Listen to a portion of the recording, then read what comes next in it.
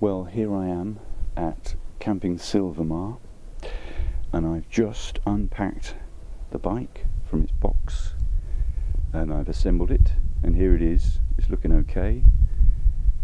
Just a minor scratch on the down tube, which is a bit of a shame, but never mind, I can touch that when I get home. So I must make sure I tighten all the bolts, and we don't want anything like that happening. Make sure I've got all my stuff packed, and then tomorrow the parents are going to go to the airport in a taxi. We're going to go in our giant car over there, and then I'll get a taxi back here and I'll start the route.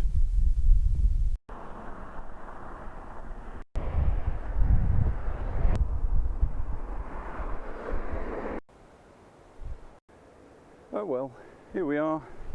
A bit of a tricky entry or thoroughfare through Bayonne. I got a bit confused by some of the road directions. I was relying too heavily on the mobile phone, but bike, I think it needs the tyres pumping up. This tyre, it just seems like it's a bit low.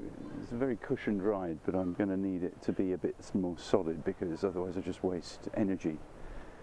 Anyway, it's still a nice day, and things are going okay.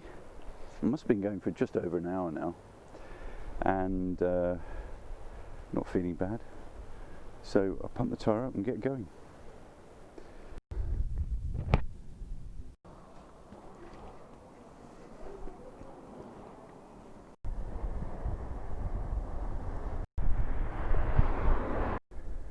Well, we're in the village of Exassu, and I'm trying to find the centre.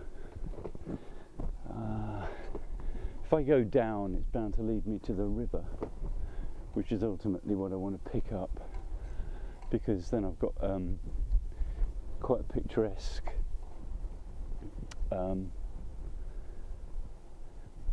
route to Saint-Jean-Pied-de-Port. I really hope this is the way. Don't like the idea of going uphill again.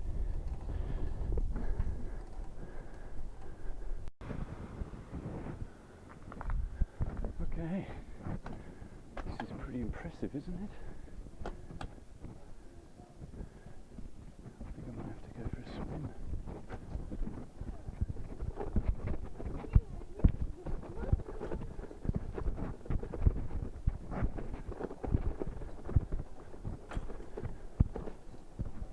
Ideal terrain for the Dawes Wildcat. This beautiful. Look at that. Isn't that gorgeous? Did you get that? Il y a une voiture.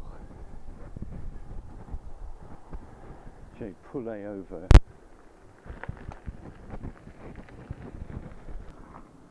Okay. It's a hill.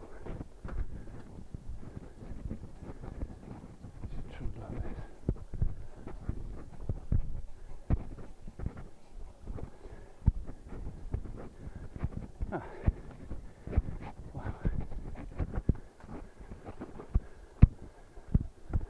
There we go. Nice.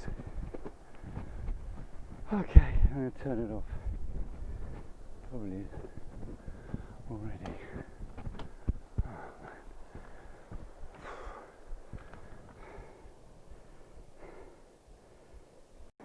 so there's the view of this Pas de Roland. Anyway, that's behind. Here I am. Looks like someone's fishing over there. I'm worried that most of the footage I'm taking, I'm just talking to a camera that's not on.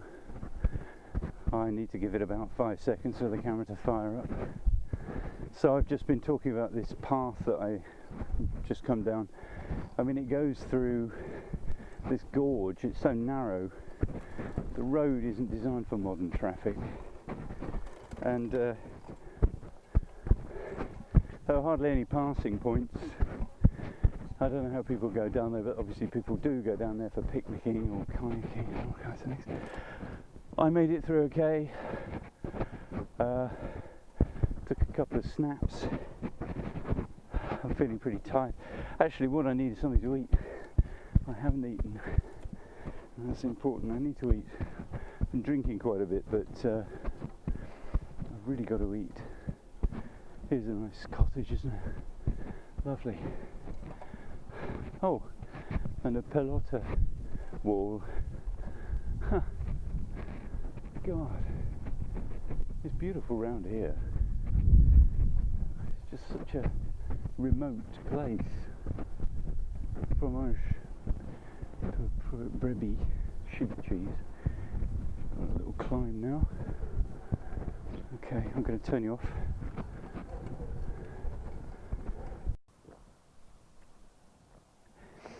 I've just been along a pretty tiring section.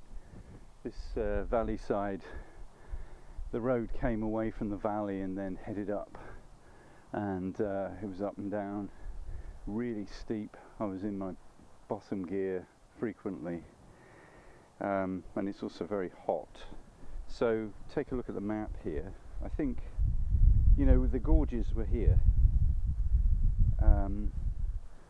and then I came along the river, and then this stretch here, this was a real killer actually, and I believe I'm just about to descend to this village, and then it's along the main road actually to Saint-Jean-Pied-de-Port, where I'm planning to eat. And quite honestly, I really do need to, because I've expended a lot of energy. Oh, but it's beautiful here. I mean, it's so wild, deserted, very pretty, so it's worth it if you've got the energy.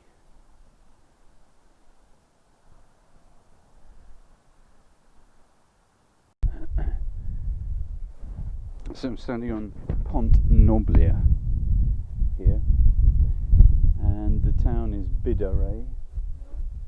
Lots of these typical houses.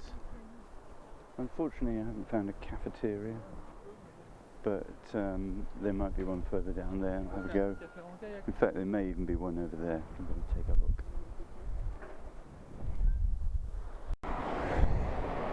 Okay, back on the road. So I've just had a delicious, very crude sandwich of mountain ham, dried ham, and sheep's cheese. So good. Massive baguette, load of water mixed up with some Coke. Got a fresh bottle of water, and I got an extra sandwich really just as a backup. Yeah, so it's going quite well. I mean, time wise, 23 minutes to 4, so I should be in time for dinner in Saint-Jean-Pied-de-Port, and then I'll turn my mind towards what to do about night.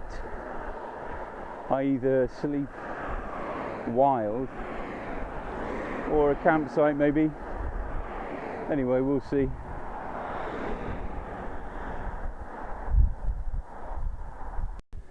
Well, I'm just blasting it along this road, the 918. It's fairly monotonous. I'm not sure how much time is left on this stretch, maybe another half hour perhaps. But all the while we have cars, we have the Neve, and we have the railway. I'm feeling weary, I would say. Obviously, I'm bound to feel that. I mean, I've done 65 kilometres, which is, you know, a healthy amount. Some of those were pretty hard. I mean, that stretch by the canyon on the minor road, I found that very, very difficult. Anybody would. And it's just repetitive, you know.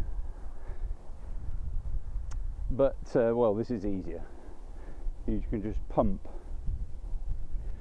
away. The gradients don't really change much.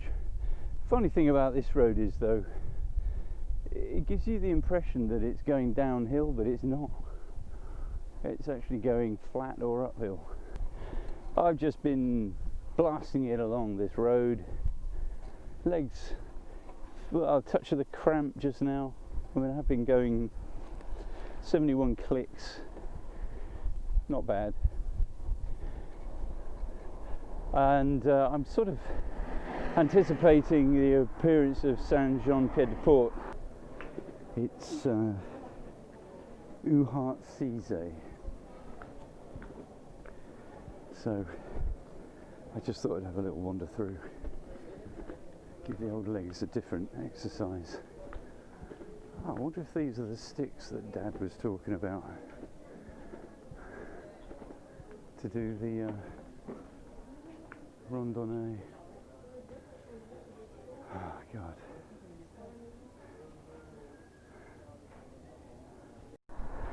I'm off again. Basically, I stopped for a drink and I feel better now, and actually I didn't really like the atmosphere in Saint-Jean-Pied-de-Port. I was also too early for any kind of dinner, so I thought, well, might as well carry on,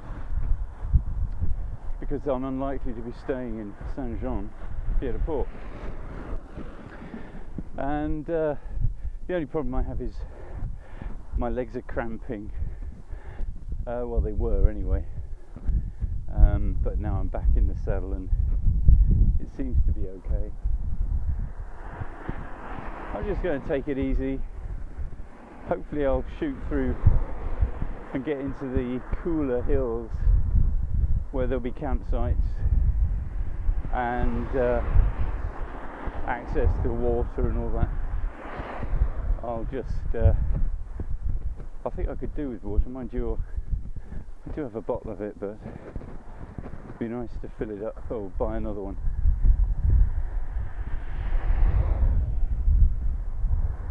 Berdin Crocetta. Not sure if that's it up ahead. Having a very pleasant afternoon ride here. Legs have stopped cramping.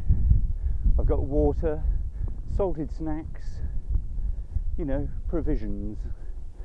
So I'm well set up for this evening.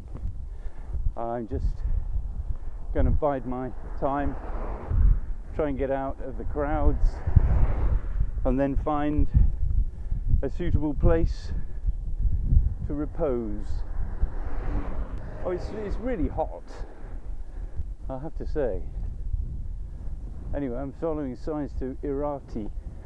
Yeah, I prefer this. Didn't like Saint-Jean-Pied-de-Port. Wasn't really in the mood for it, I suppose. I suppose it's an interesting place to wander around, but it's a bit of a tourist trap.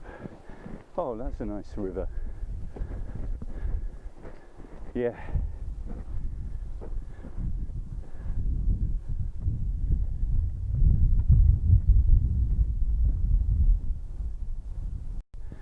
And we're still going on this wonderful, glorious evening. Col d'Irati, it says here. Well, I'm planning to do a different col, but anyway, it's 20 to 7. My problem has been that, you know, the restaurants, they don't really open until later. And I've got loads of food in the back, so pretty much okay. Yeah, it's really peaceful though. Beautiful.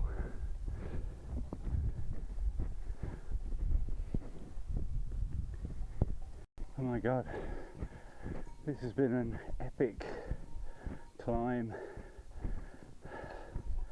I'm nearing the end of the day. Oh, I mean, it's just beautiful. up here, but it's been pretty hard climbing up this hill, birding Curicetta in the evening on the first day.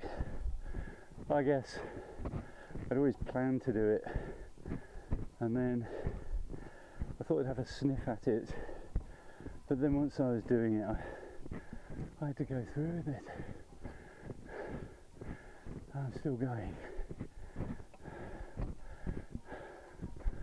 There's some RVs up here.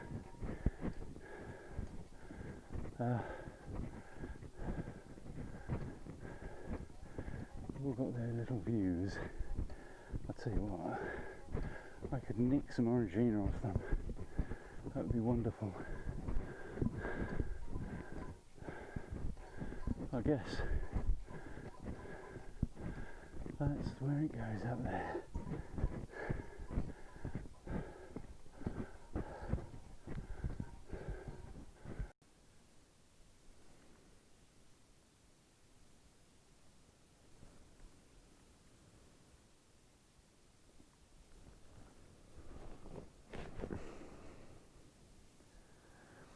Well, I've just spent my first night wild camping. I must say, it didn't go quite as according to plan. So there I was, underneath, in the bivvy bag, in a sleeping bag. And then, about half an hour later, I started to hear the sound of falling rain, and there was all this sort of flashing going on, you know, lighting up the sky. It started raining and the wind got up. Wasn't long before the tarp, this is in pitch darkness by the way, had sort of worked its way free and was flapping around. So I'm sort of in my bed attire, that's like a pair of underpants and this merino wool top. It's hammering with rain, and the tarp's come loose. So I had to take the tarp off. I sort of shoved it around all my gear to try and keep everything dry. And I zipped up the bivvy bag and sort of crossed my fingers. I thought, God, I hope this thing's waterproof. There's just rain belting down on me in this thing. The wind. I thought it would be a miracle if I survived. It seemed so bad. Well, I woke up this morning and I could see the moon, so the sky was obviously clear. Everything's here.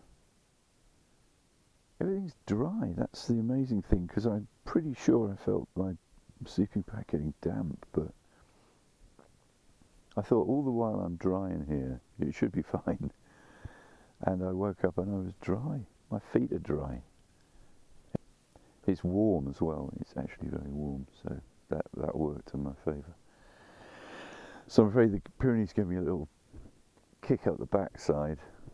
It's certainly not the right thing to do, to trust that weather will be fine on top of a mountain.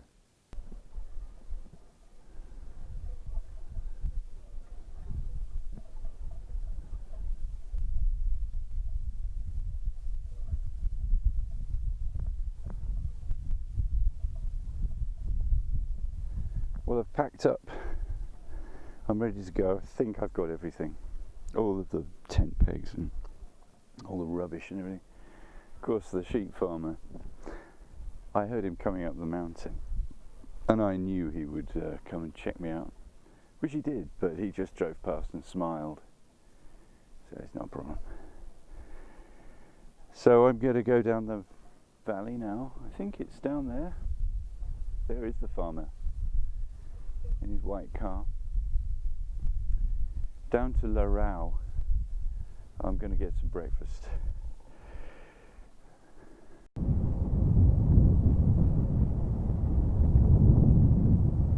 This is why I needed a spare pair of brakes, because I know these roads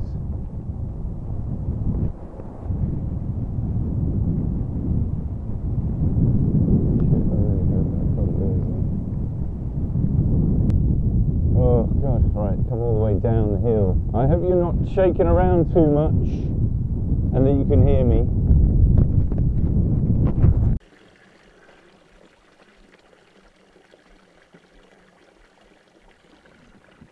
This is Larau. So I've just come down from Colbargagui here to Larau. In fact, it was a bit of an uphill ascent into Larau. And then I'm going to head on down here towards these towns along the D26 and then D918. So yeah, a bit of a slog to get up to Larau, and I was just trying to find a bakery. Just can't see. I had directions to a bakery, but you know, these places are kind of mystery places. Nobody lives here. Anyway, I'm going to put you in here, and maybe you can help find the bakery. So there's a tobacconist, apparently, up the hill. I mean, talk about cruel, trying to make the smokers walk up the hill. So we're going to try around here. This place is just kind of nestling amidst incredibly steep hills. There's a load of gîtes d'étape. Oh, just gîtes.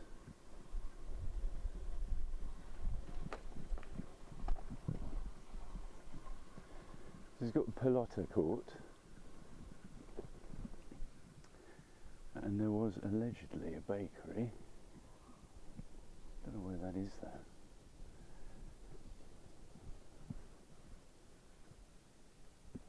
Just don't get it. It's not down there.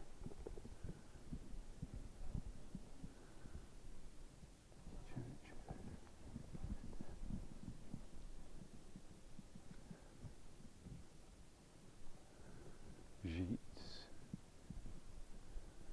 tobacconists.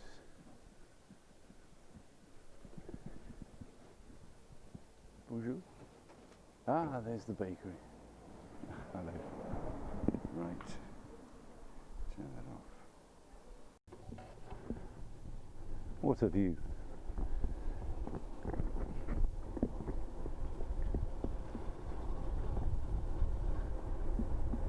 So we're leaving Larau now, and we're heading towards Tardets.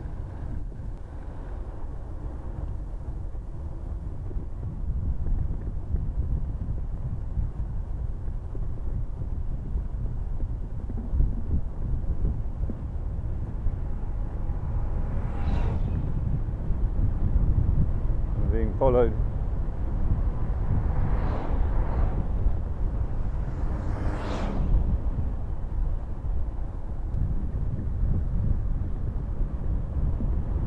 Wow, well, I'm tanked up. Loads of food. Breakfast done. I think I only had 4.5 hours sleep last night.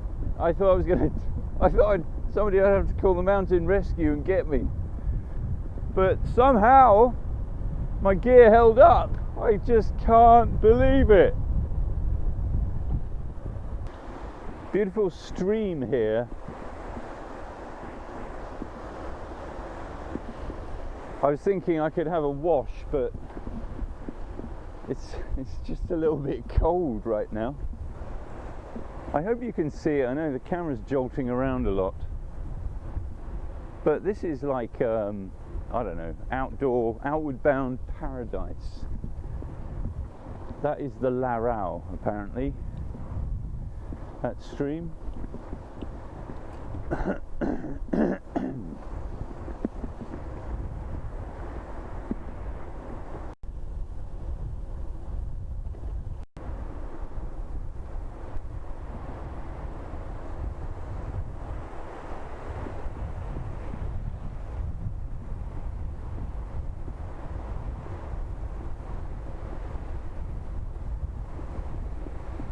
cycling along the Gave de la Rau,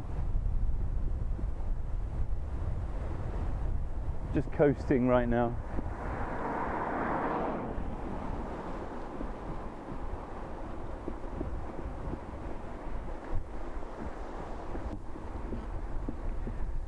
Yeah, it's a sort of chill, but it's warm as well. It's like the heat is coming off the ground. Because it was so hot yesterday. In fact, today I think it's going to be 30 degrees. So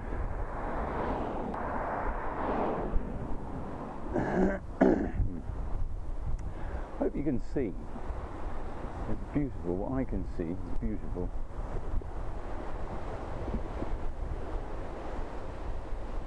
So this is the little village of Lico. I just thought I'd turn it on and you could have a look.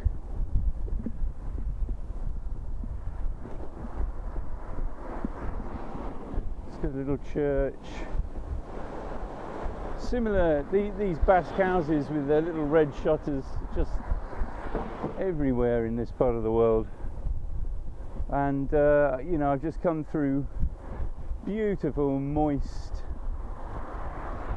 pasture, very steep mountainsides, houses tucked away behind grassy slopes and trees. Oh, just beautiful.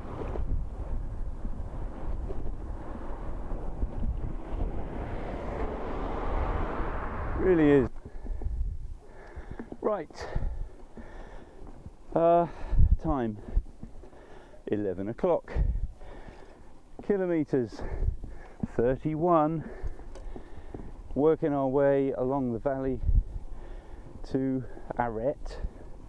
First of all, this town is called Montori.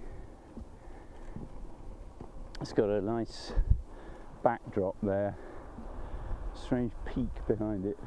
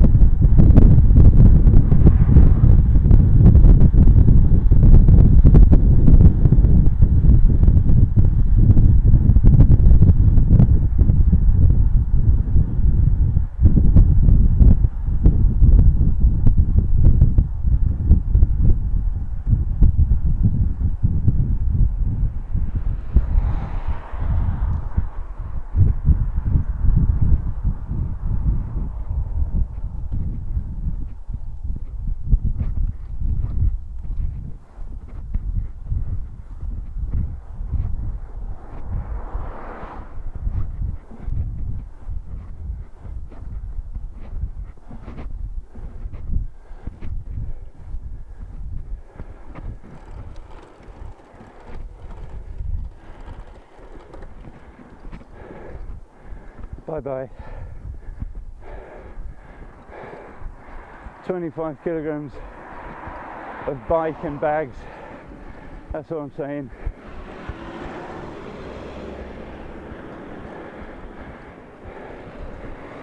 Sort of almost part of it.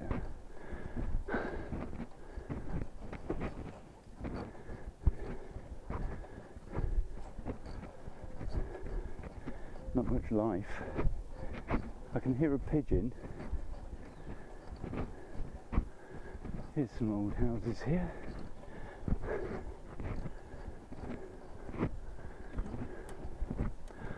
Look for some parasols or something. Now, that could be one. In fact, this might be the place I stayed. That could be church. Ah, here we are. Yeah, this is it. Right, I'm gonna stop.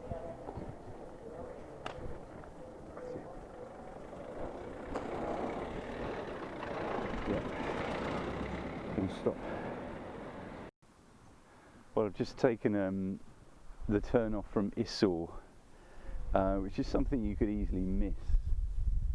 but this will take me along a minor route around that hill. I'll go that way rather than that way where the main roads are. So no doubt it will go up and down and up and down. But that's okay. This is appealing to me. I think I'm going to have a wash. And it's going to be in this stream. Get a bit of privacy, hopefully no trout nibble on me knackers. I have just been for a wash and I feel a lot better actually. The legs are nice and cool. Beautiful place for a picnic. I mean, if I could have slept here last night it would have been brilliant. I might just, I don't know, I'll have to stay here and dry off a bit maybe. And I might have a cup of coffee. Alright, I'm just basically taking a shortcut here. I can't remember if I invented that shortcut or not, but the road is just like off the scale steep. I mean, it's probably not bad if you're not carrying all this luggage, but they didn't make use of switchbacks to make it easier, I'll put it that way. So I've been leaning well forward so the bike didn't tip over backwards, and I made it. Oh, and just for fun, the Wildcat decided he didn't want me to go into my small chainring. Right, well, I'm in Escott. This is the beginning of the Col de Marie Blanc. I can't really see any camping options apart from this place that's at the bottom of that board, Le Moulin de Barescu, which is 5 kilometres from here. So we're currently here in Escott, so that distance there is 10, so there we go, Barescu, it's going to be here I think. Well, I've packed up and I believe this must be the campsite owner's house. I mean it's so basic really. He didn't speak any English, so I was in that unusual situation of being better at speaking French. Anyway, I managed to communicate successfully, and so I'm halfway up Col de Marie Blanc. Gosh, you can see the mist up there. And I imagine this will be quite hard, but it's morning, I'll just take it easy. Stop and blah blah blah. I've been there before. So apparently it's coming through here on the Tour de France is coming through here on the 6th of September. So they might pass me if it takes me too long. Right, I'm going to get going. Whoops. I just did a piece to camera, but it was on stills mode. Well, look, behind me is my kilometre of 13%. Well, actually, it would have been 12%, but I didn't look at that board. But I had to have a sneak at this one. There's only 2 kilometres left on the climb, and this next one is 13 kilometres. But actually, that doesn't look as bad as that. So I think I can do it easily. Well, I mean, I can get up there, right? It's just going to be hard. But it's very beautiful up here. Look at this. Look at the clouds up there forming above the campsite I was in. I just wonder, you know, is it possible that no human beings have ever trodden on that valley side? It's quite possible. It's so, you know, why would you? Anyway, I better get going.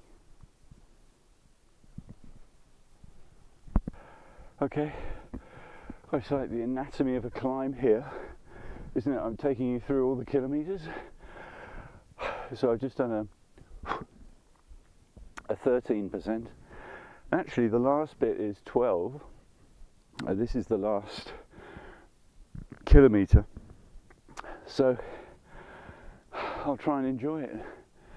I mean, if you could just keep on pumping the legs, you can get there. It's like climbing stairs with a big backpack. It's just a lot of weight on the knees, and I can keep breathing and everything. But I know when it's steep because my saddle squeaks, and it's squeaked back there, I tell you. Anyway, it's like I'm sort of on death's door or anything. You know, it could be pleasant. It's just that sort of fear that it's too steep. But yeah, I can get up. Could do with a smaller front cock though, like a real get out of jail gear. I don't think this one is. I mean, I'm in the lowest. No lower than that is possible. It would be just nice to increase the cadence up these really steep sections. So I think I've got 32 on the back, and the more teeth there are on the back, the higher the gearing. So if I had a 34, that would help. Anyway, we'll get there. He made it to the top. I was chasing this thing up. It was just destroying the plants in the verge. It's not very nice actually, because later in the day if you go past you kind of smell rotting things. Anyway, this is the plaque Col de Marie Blanc. I was just saying on, I sent a WhatsApp. I mean, it's quite steep, but it's not very high. So I kind of feel okay actually. I had to burn it past that guy. So yeah, the clouds have settled in the valley there. I'm looking forward to perhaps a good view down here. And it's called Plateau Bernouilli, I believe, and there may even be a restaurant or cafe where I can eat. Alright, I'd better head on. We're on the Plateau de Bernouilli. You can hear those cow bells clanging. So I've just come down from there. Col de Marie Blanc. There's a few horses around, plenty of cyclists, all about to experience torture going up that hill. Some sort of farm in the distance. Wonder if I could get breakfast. That doesn't look like it. Oh, anyway, I'm going that way.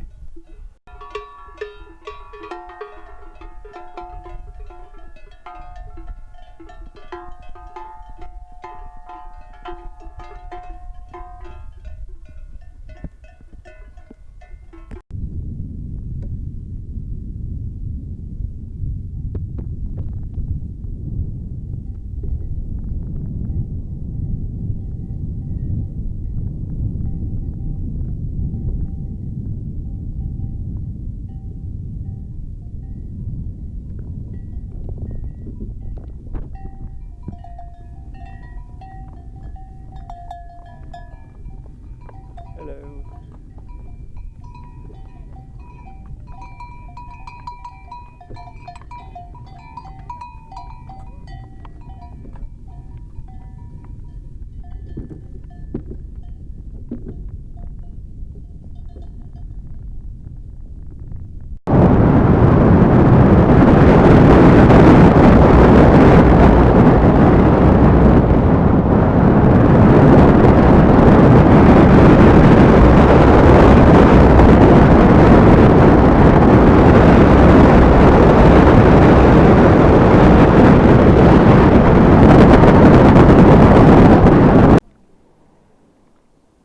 Just bought this weird cake, so now I'm going to try it.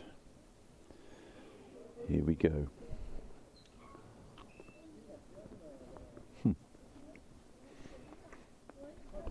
It's aniseed.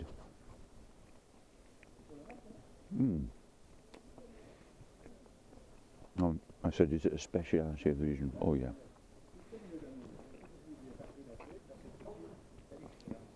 Weird. No, we're coming to this boulangerie. I need to make sure that I'm on the right road. Beautiful view here. This is the road in towards the Obisque. You see this cloud just sort of coming over the top of the mountains here. I go down here. In fact, that village you might be able to see just in the distance That is probably Bayost. Okay, I'm going to head off. I've got my silly hat on. Alright, sorry about that.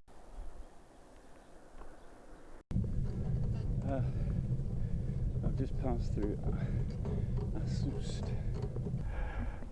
Just gone past Assoust, which when you go down the valley towards Erbis, it's on the left basically, so you sort of cut a corner.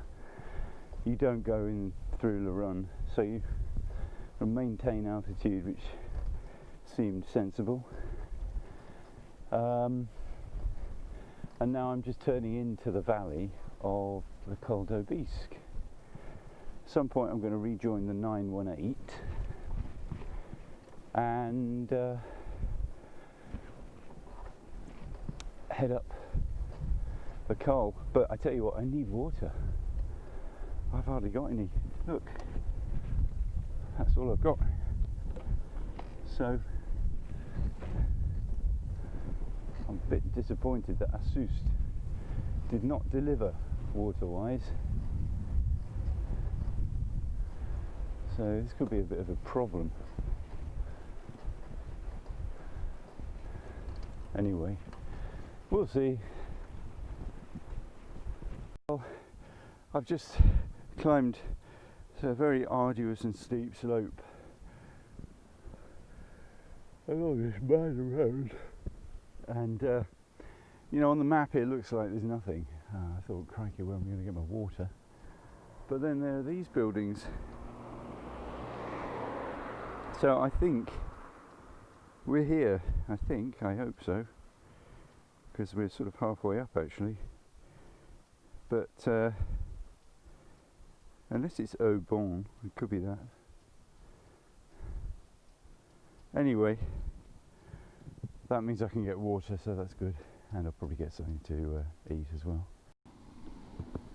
Well, my water worries are over. I thought it wasn't working for a sec.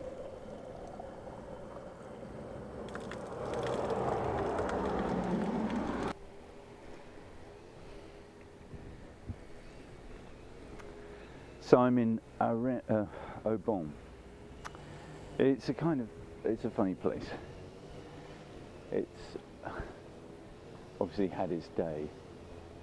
I'm looking around at very grand buildings which were all built at a time when thermal springs were considered to be healthy and wonderful.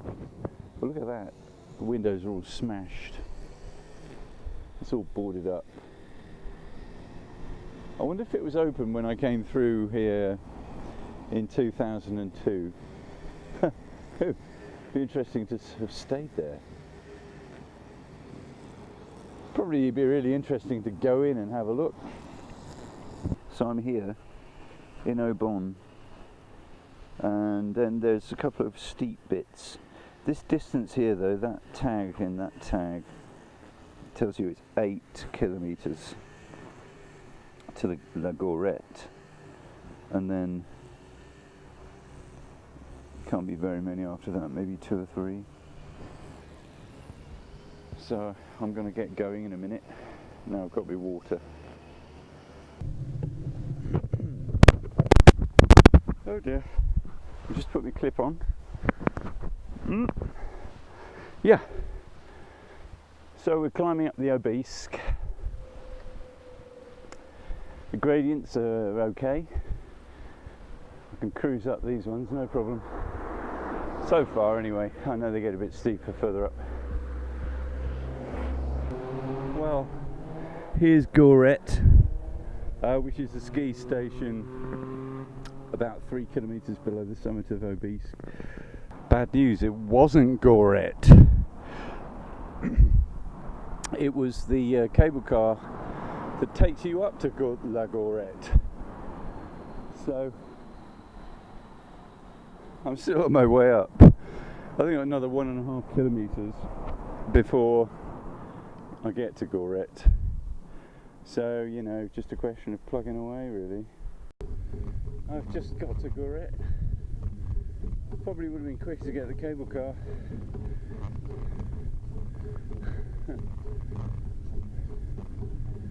Here we are. It says welcome.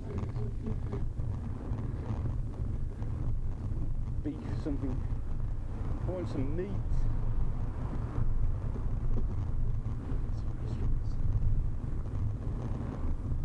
Igloo bar.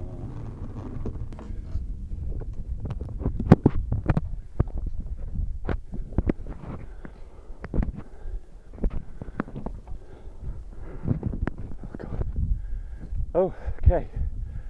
After my lunch stop, just grinding on La Gorette, and yeah, see the clouds now starting to rise out of the valley, obscuring my view. There's a fresh breeze, which is good really, because further down, about 10 minutes ago, I was feeling pretty hot. I've got 2 more markers to go.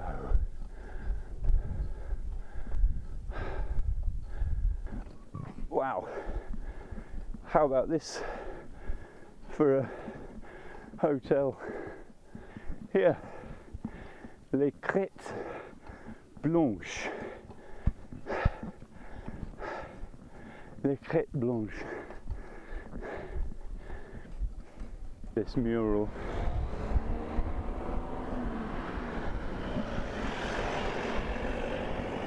Raymond Mastrotto.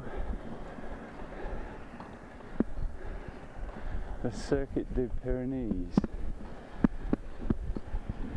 His bike's nearly as old as mine. Well, it's going okay. Just grinding up. I mean, it's taken me a long time, you know. But I had a bit of lunch in between, and it's all good. On track. Oh, there's a bit of sun.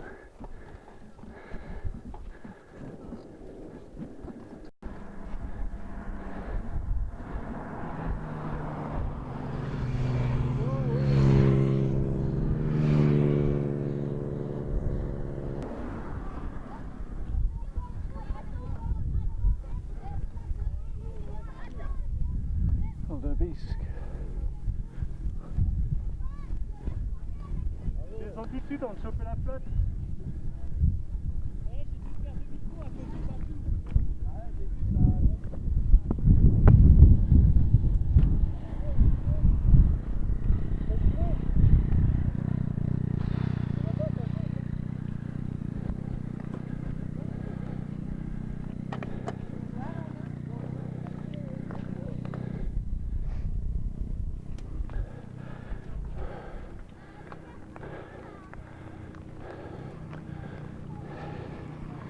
Just when it starts to rain.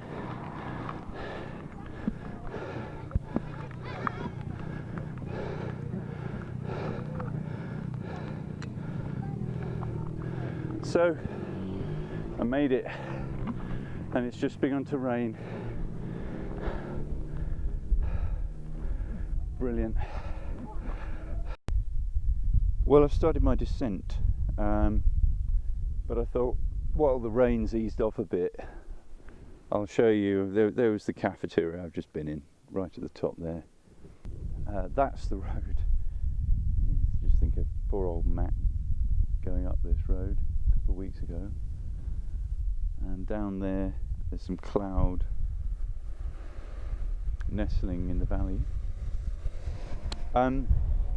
Funnily enough, I mean, I recognised a couple of English voices when I was in the restaurant. Boom! Look at those clouds! Fantastique!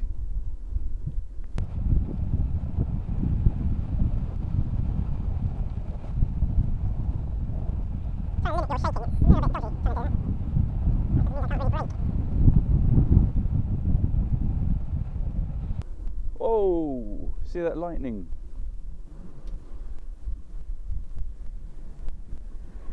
nice. Still the rumble of thunder here and there.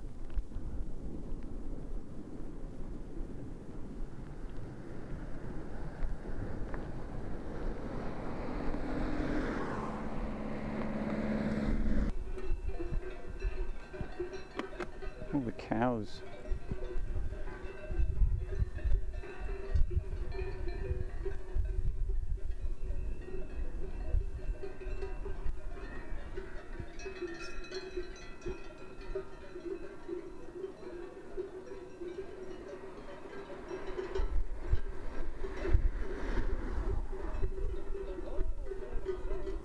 Fromage de brebis.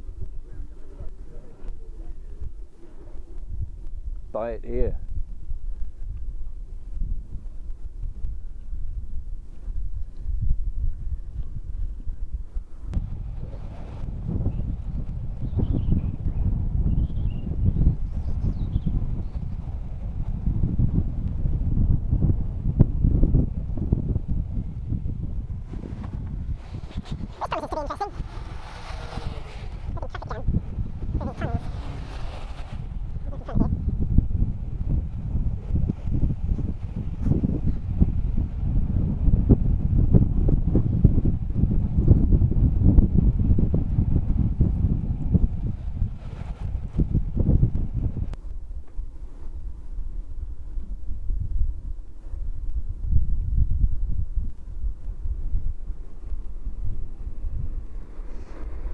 Wow!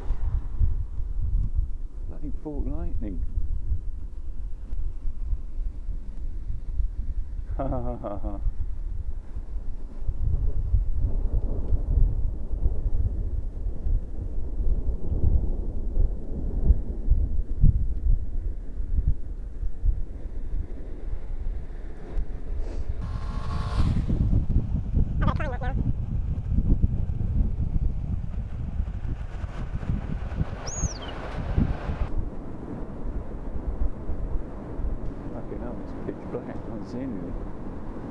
Oh no! Oh God! Excuse my French. I've got lights.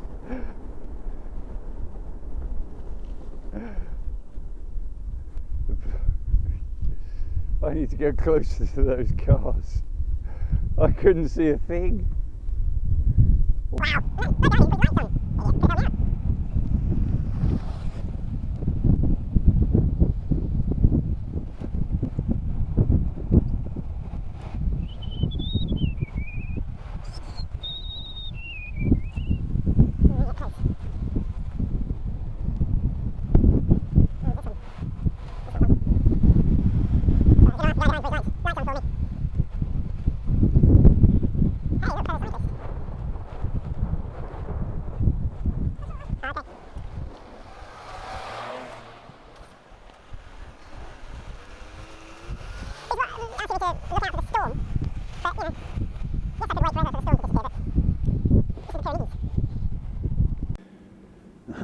Well, I'm just sheltering from the rain here. In fact, it's nearly stopped. But I came down that pathway, that road over there. You can see the cars winding their way down. So, just how rain is it? It's fairly raining. Maybe I'll just stick it out here for a bit longer. Quite convenient. Look, perfect shelter for me. So the time is now 7 o'clock, and I don't really know how long until the summit here. I always underestimate how long it's going to take. And to be honest with you, it's only a small col, so can't be that far away. Let me just cut back on. There's still plenty of daylight. The legs seem to be working okay. So, no problem. I think I'm going to go around this valley side, I guess. Doesn't seem the right way.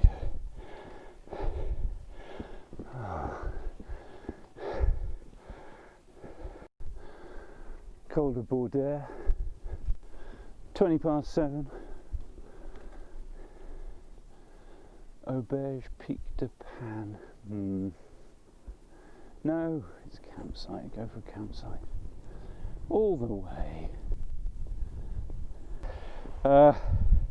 I saw a campsite signposted, and then I got a WhatsApp from Dad saying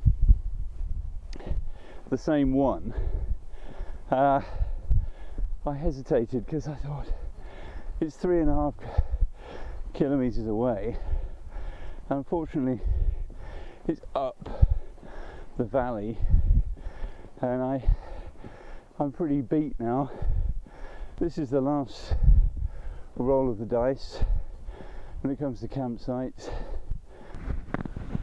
Early morning near Estang. Time is 7:20. So I'm just packing up. There's the facilities. They leave a lot to be desired, I have to say. I'm feeling spots of rain, so I better get moving. I've just left the campsite that I stayed at, which is up this valley out of Estang. It's towards Lac d'Estang. I never made it to the Lac d'Estang campsite because I was climbing hills like this one that I'm going down, and I was tired, and I thought I better get a place. It was getting urgent to actually just finish the day, but I wouldn't have had time to set camp and everything. So here I am. Today promises the vertiginous and terror-inspiring Tourmalet. I can't imagine it's worse than the Obisque, although the amount of climbing might be more, so I've got to trundle up that. And then after that it's Aspin. So should be a fun day.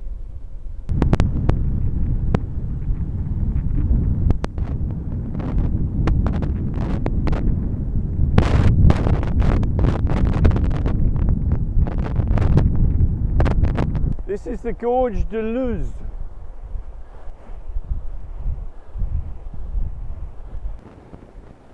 I'm just working my way along this gorge.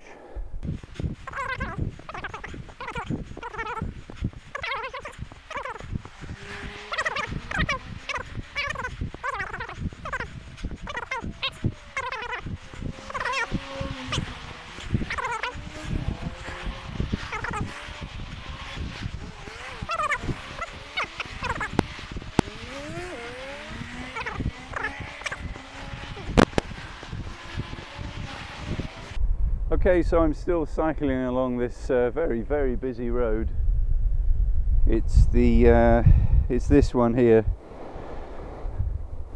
this D921, which I leave at Luz Saint-Sauveur.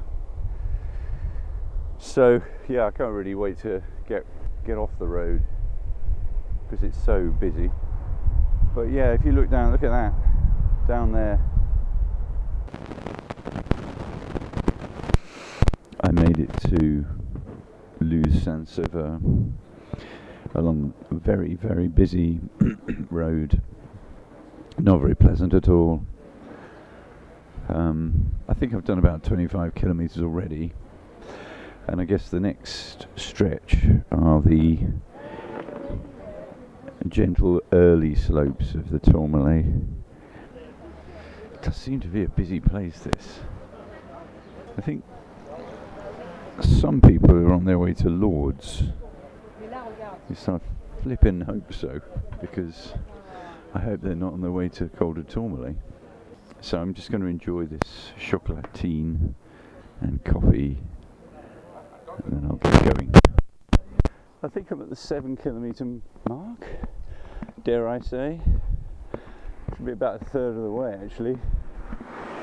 And I'm just heading into the town of Barège up ahead. It's 11:45. Anyway, yeah, getting there. There's not much chance of enjoying this valley though, with all these cars going by.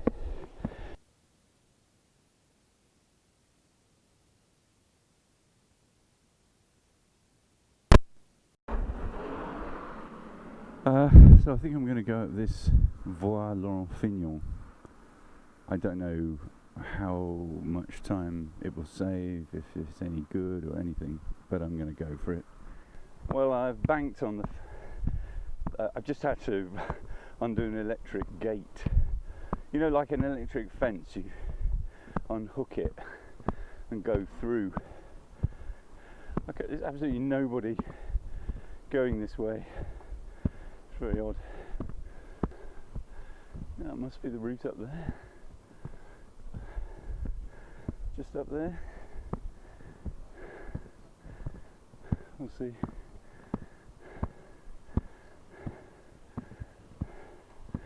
I kind of hope it is, otherwise it's been a monumental waste of time. Well, there's a sign describing the gradient of this Col de Tourmalet route. It is very official.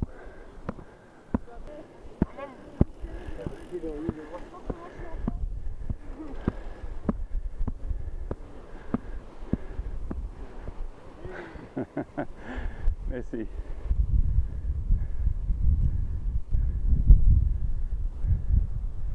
Oh, that's beautiful, isn't it?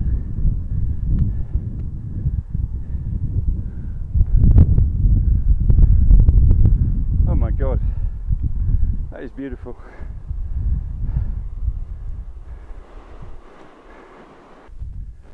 Oh, now this was definitely worth doing.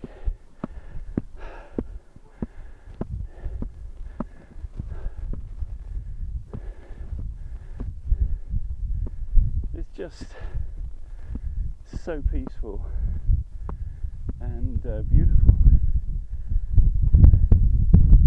and I've got the road to myself. I just can't understand it, why people aren't doing this route. Okay, so now I'm heading in the same direction as the normal road for traffic. Now you can see all the traffic's down there, winding its way up. Very busy. That could have been me, that guy. Whereas me, so far so brilliant, absolutely free of traffic. Very enjoyable, completely empty. Just the wind, me and the cowpats.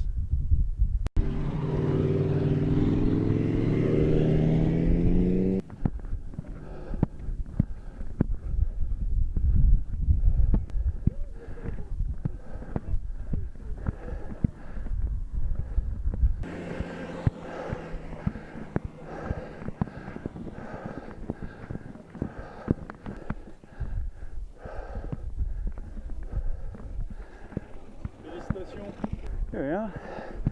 Bloody hell, that's good.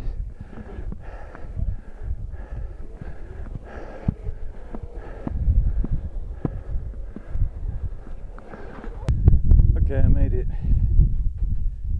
Honestly, all these triumphant motorcyclists, it's like, yeah, we made it. Like this guy. Car struggled all the way, didn't it? So there's the famous monument. There is a bar restaurant here, but I don't know whether I'm going to have anything. Or maybe I will. I've got to go up and span as well. Jeez, I need to get down off this mountain. I'll go this way. I'll just go.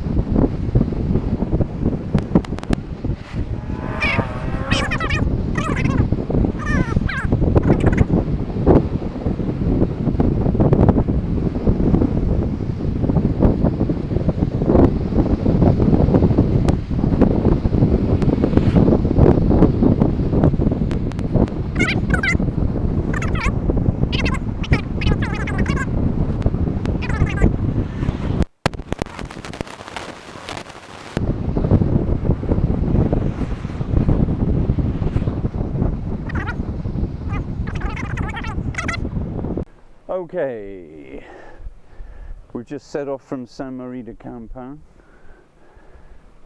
That's me and the bicycle, talking in plural now, aren't I? And so now we're going to start Col d'Aspin. It's 5:15.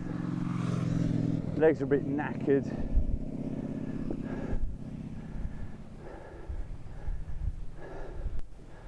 I'll see how I go. Well, I've got 5 kilometres to go before the summit of Aspan, which is in that direction over there. Feeling pretty tired. Well, the legs are tired. I'm not sure where I'm going to stay tonight.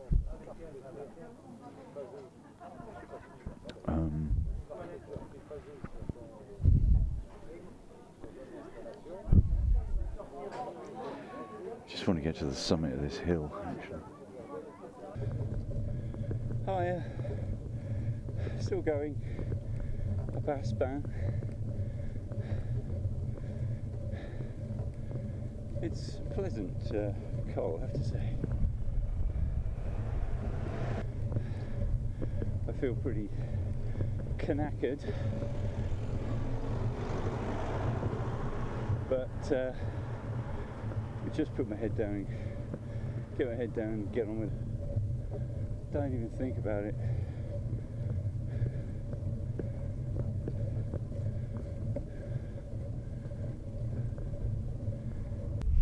Well, we made it. There's the sign. Col d'Aspan. Wildcat. Stay Wildcat. I'll let him have some grass in a minute. So looking back towards Tourmaline, I guess, over there. And that's, gosh, you can see the actual range over there with all the snow over the top. Impressive, huh?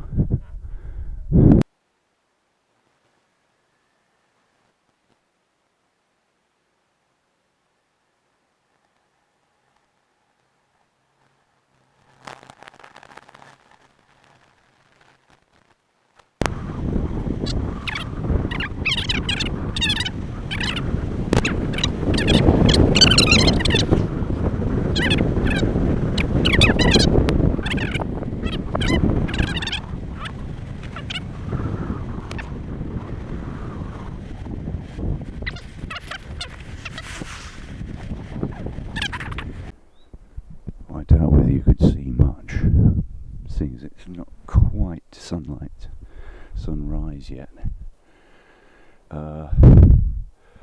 This rude dwelling was my bed for the night. Unfortunately, Arrow was full. I went to different hotels. No. Those had a night market. Well, I'm in the village of Labenne-Ocean, and here we are. We're cycling down the valley on the D918. It's 24 minutes to 8. Just stopped off, had a coffee, orange juice, getting the legs warmed up. Gave them a bit of a massage. That's probably all they need. And so here we are, we're heading down this valley towards the Col de Pyrenees. I just turned off just at the moment when those peaks they home into view over there. They look a bit scary, don't they?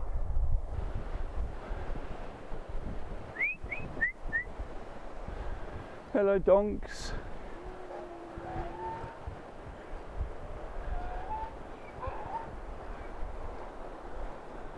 Hello, little baby donkeys. The donkey wonks. Wow, this is very atmospheric scenery. Up in the distance there. Awesome.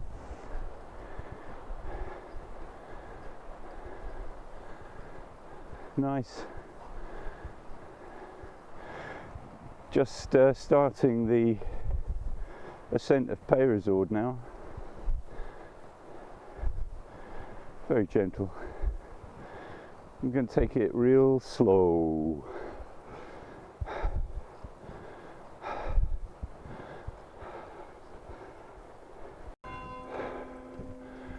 Ludeville, Le Vieil. Look at that. What a view. Germ. Bit of an unfortunate name. Well, we're higher. Got another 3.5 kilometres to go. And as we've risen out of that valley, the sun's started to burn off some of that moisture.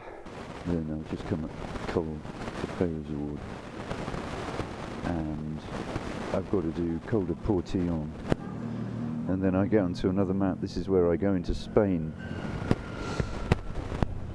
So as long as there's no immigration checks, then nobody will know. But that would be an issue if it was known by immigration, because I think there are restrictions on, well, there are quarantine restrictions in place for people who've been to Spain because of this weird coronavirus thing that we're going through. Anyway, we'll see. I'm just working my way out of Pyrénées-Touriste, and I've just picked up the road that will take me to Col de Portillon and also the Spanish border. It's very busy, big town, lots of traffic.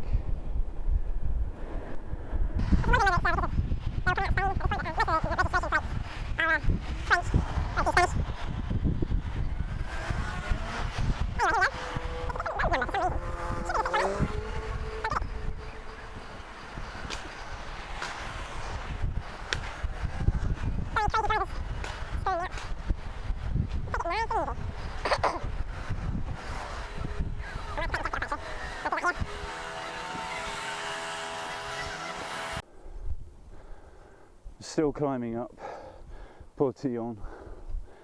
There have been some very steep sections on this climb. I don't really know how far to go, actually, how far it is, because you're not getting the little information signs at every kilometre like you do on other cols.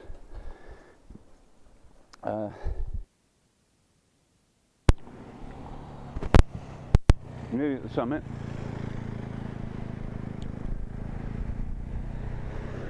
Just come up that. Gotta go there. Mars bar. Did I tell you I filled the bottle up with water and put one of the tablets in? I've drunk a bit and I feel okay, I think. Oh, I made it.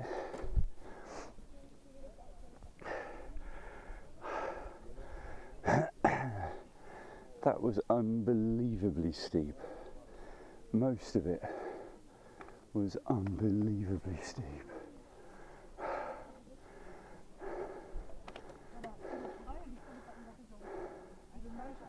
But I made it.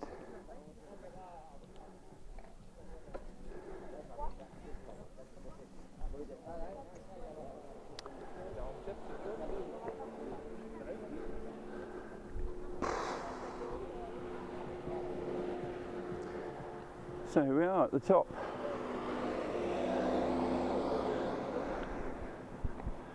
Hello, welcome to Haute-Garonne. This is Bozost.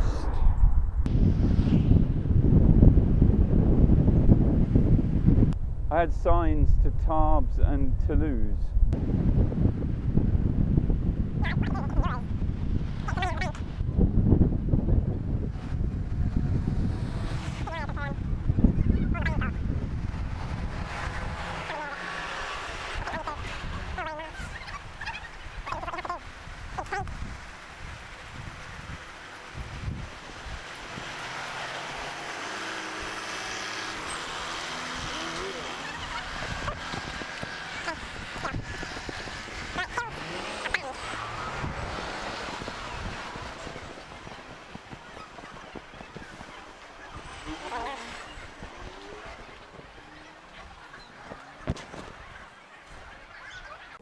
I'm just wandering around.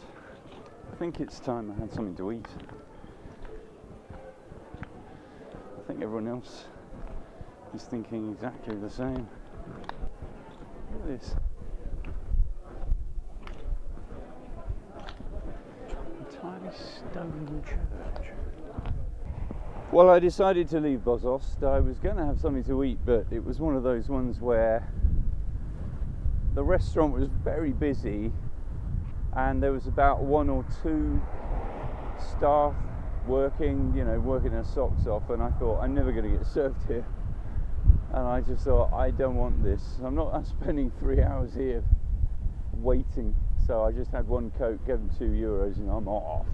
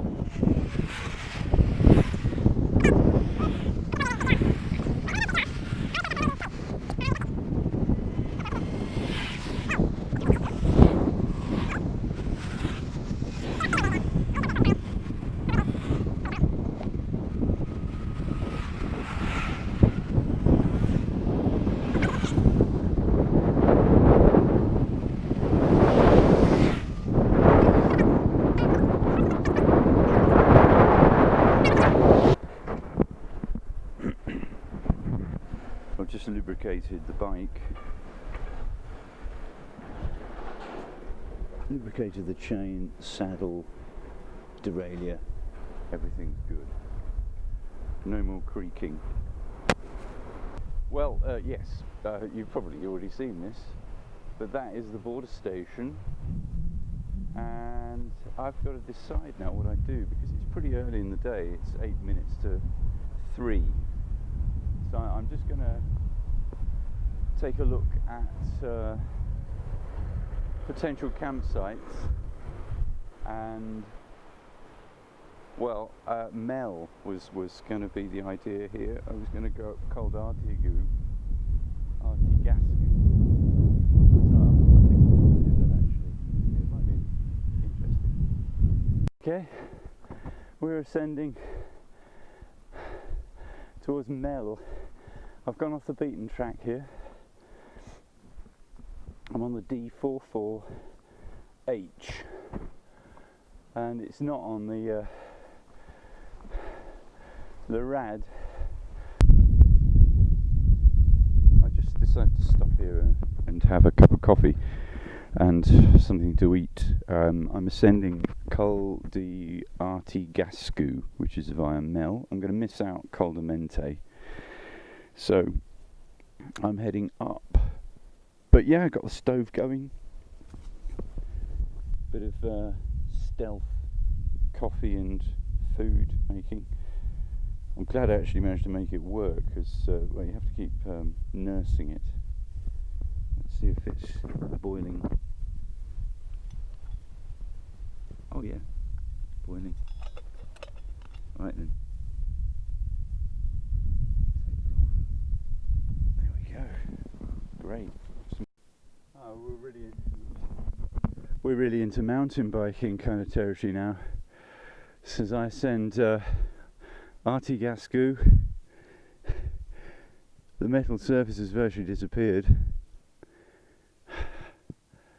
and I'm climbing a rubbly track. But yeah, what a view.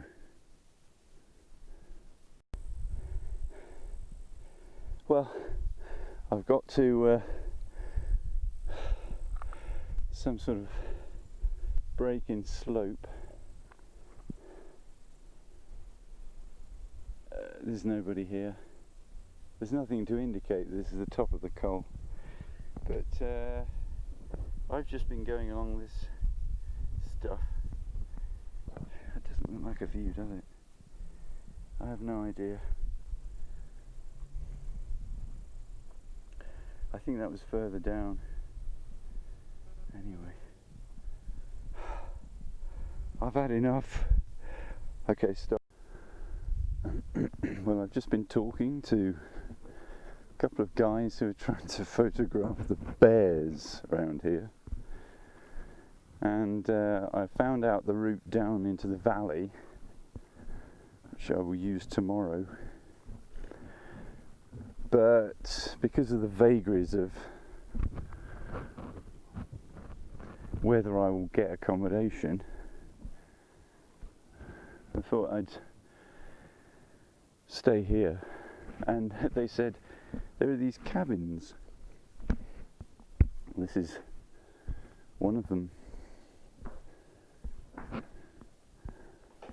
There's a table, fireplace. Goodness knows what's up there. Bonjour. Ah. And sleep up here. Well, I think I know where I'm staying the night then. I'll stay here.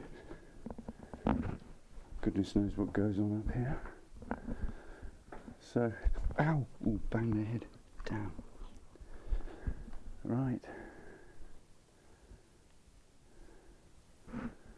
Nice view though.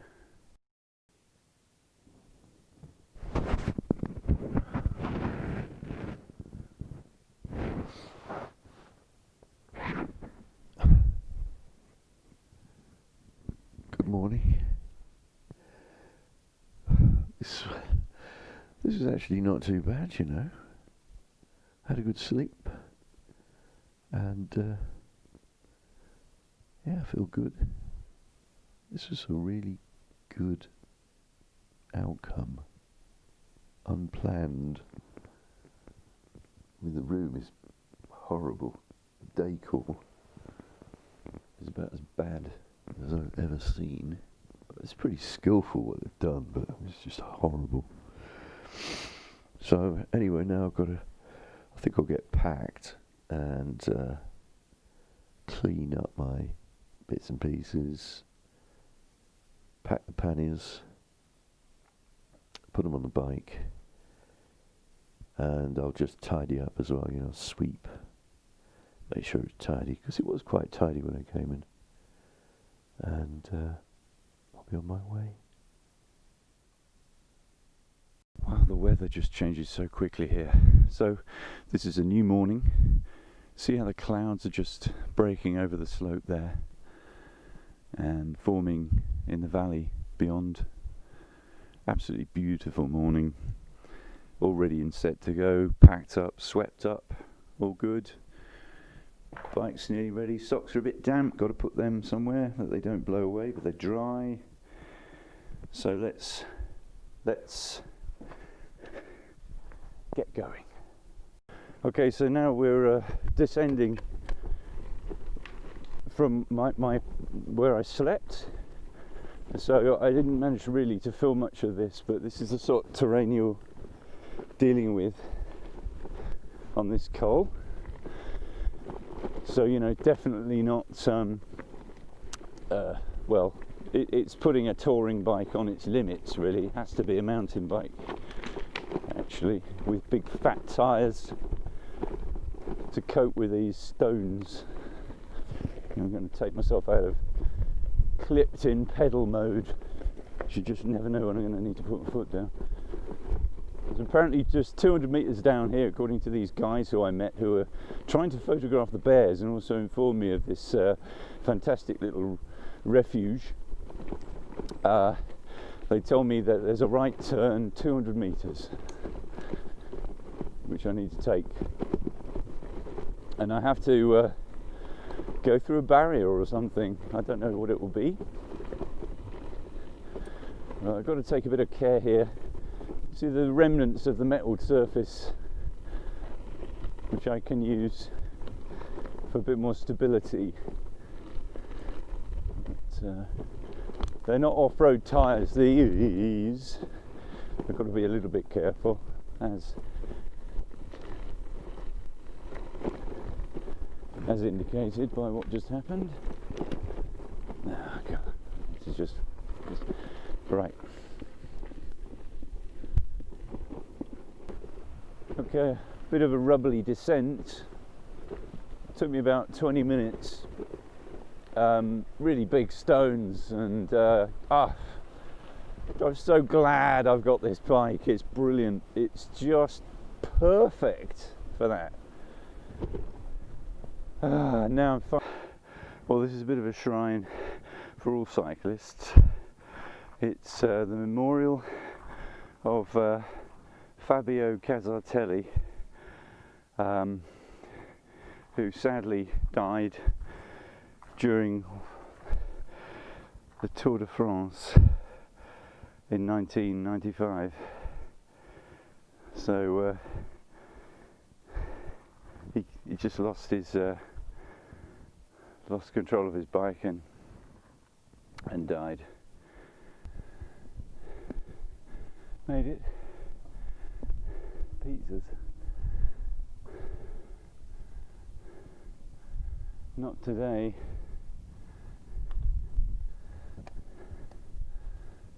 No pizzas.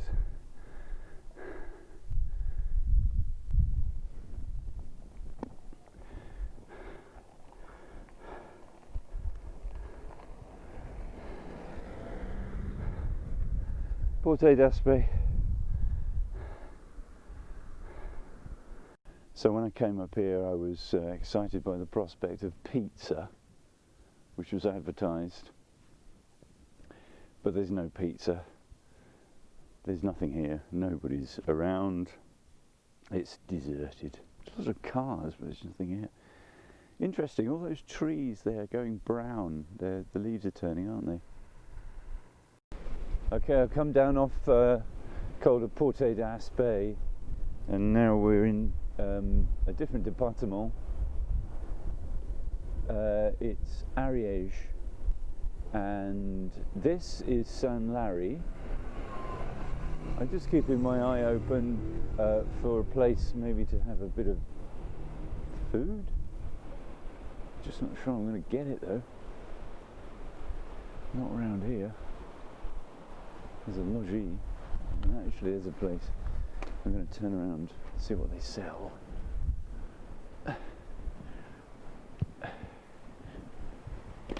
It's not really lunchtime, that's the only thing. Pretty place. Look, there's a logis. A logis. Okay.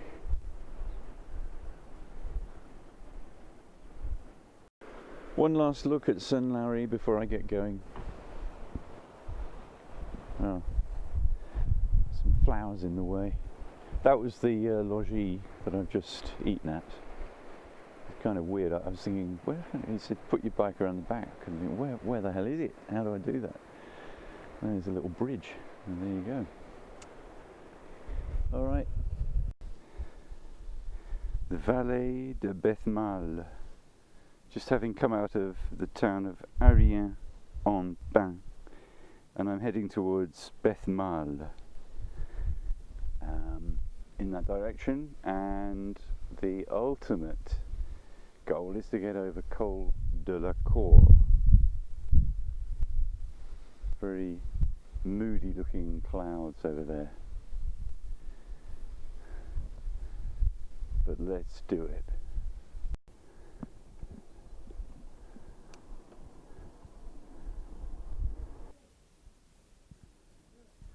So this is the Col de Cour, and it's just a cloud, unfortunately. So it was pretty boring because I couldn't see anything for for about 5 kilometres. It was zilch. But anyway, I made it. I'm dead glad I wanted that to be over. It's so boring. Okay, well I guess I better go down. Alright.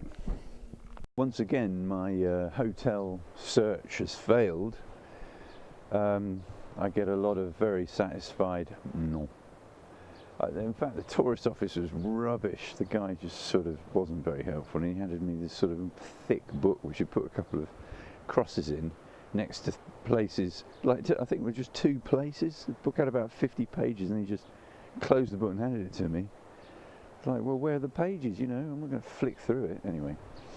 I've had a little bit of drink. I feel good. I'm going to carry on along this road, see what happens. Yeah, I'm just a bit cheesed off with the hotels. I mean, I could have done.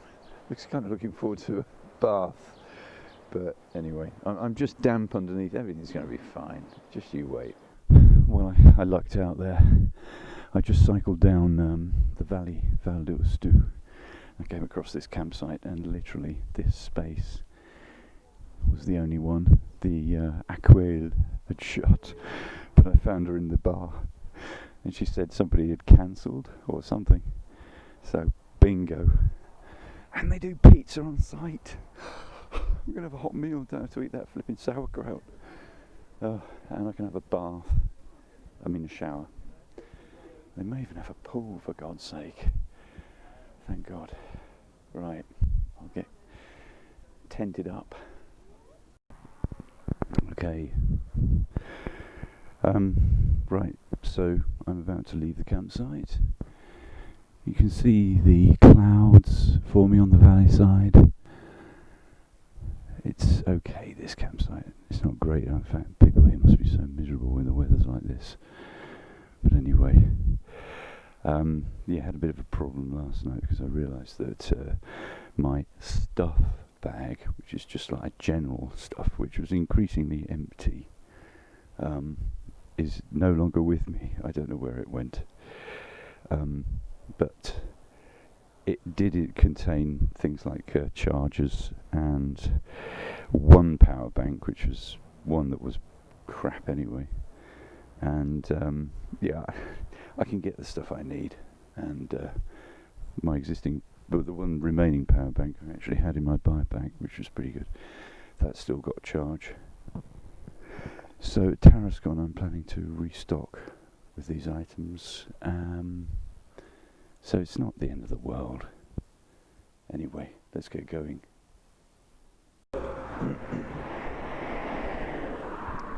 Well, here we are.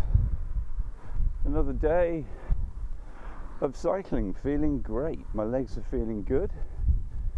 Just no issues. Feeling fresh and dry, and had some biscuits for breakfast. This should be an interesting ride through these clouds. Might just pump the tyres up actually. I'll do that. There's something funny going on here. Narrow. This is Ostu, by the way. We're on the Vallée d'Ostu, and we're going over Col de la Trappe next. Okay, so can't make it too long, this video, because I don't have much SD card.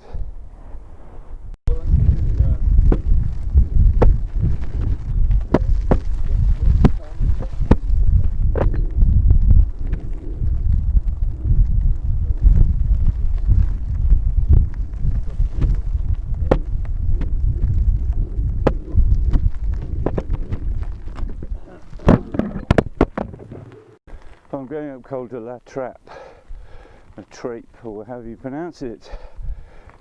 I mean, it's not a hard col, but honestly the road surface is just atrocious.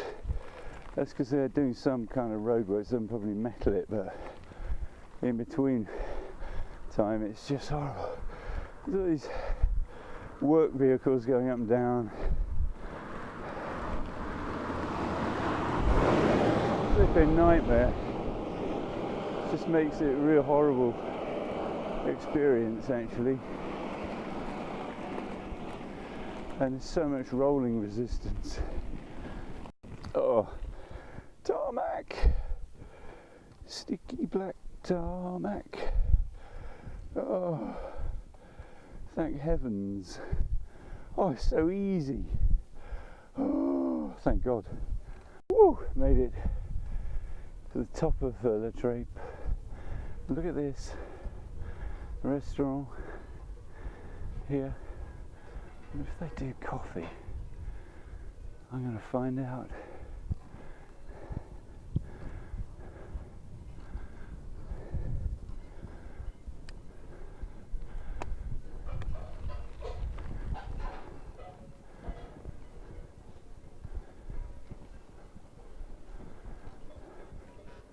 Bonjour. Vous êtes ouvert pour petit déjeuner ou un café peut-être?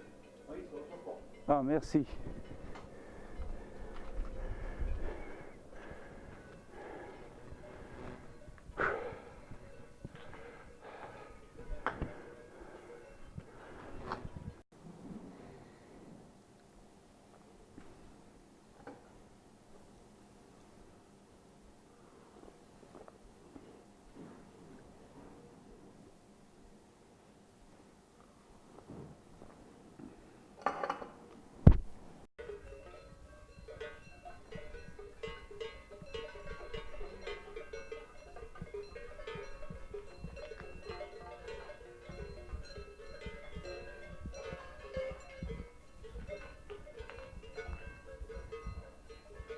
Well, I guess that's Orlu-les-Bains down there in the valley, and yeah, just descending Col de la Trappe. I've got to work out where I go next. It might even be that road actually. I don't know. And here we are in Orlu-les-Bains. I've just tried this le petit marché utile. I'm afraid it didn't have anything I needed. And I think I might be going up here, but I'm not completely sure.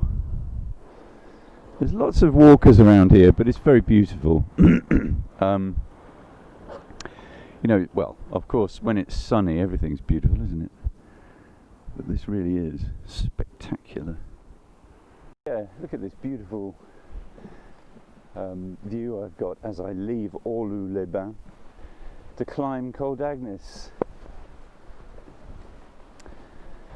It's actually a real relief now that I've got blue sky. Kind of gets a bit oppressive,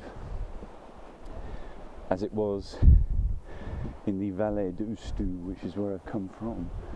Beautiful. What a climb. I'm just taking it slow.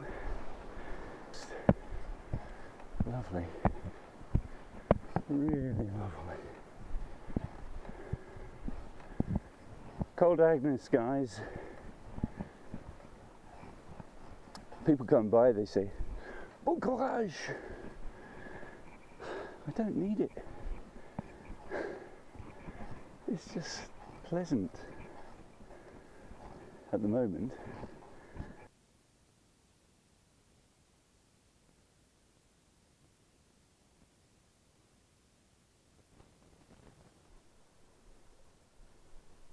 Breathtaking scenery again, still going up Agnes.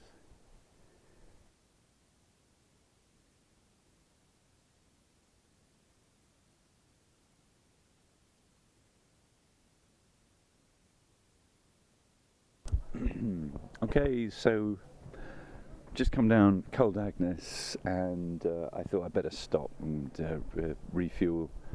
So I ate at this restaurant, which I've been to before actually, when me and the boys were in our camper van in 2015, and it's on a lake. It's absolute chaos in there. I could hear the shouting coming from the kitchen, and the waitress was shouting, and I was going to leave after 2 oranginas, but then the lady at the front desk, she said, do you want to eat, because I can take your order now? And I said, yeah, okay. So I thought I'd get dried meat rather than cooked meat, because I thought it'd more likely come more quickly. And it did. So I'm refueled, and now I'm going to head up Port de l'Air, which is just like an add-on to Col d'Agneau.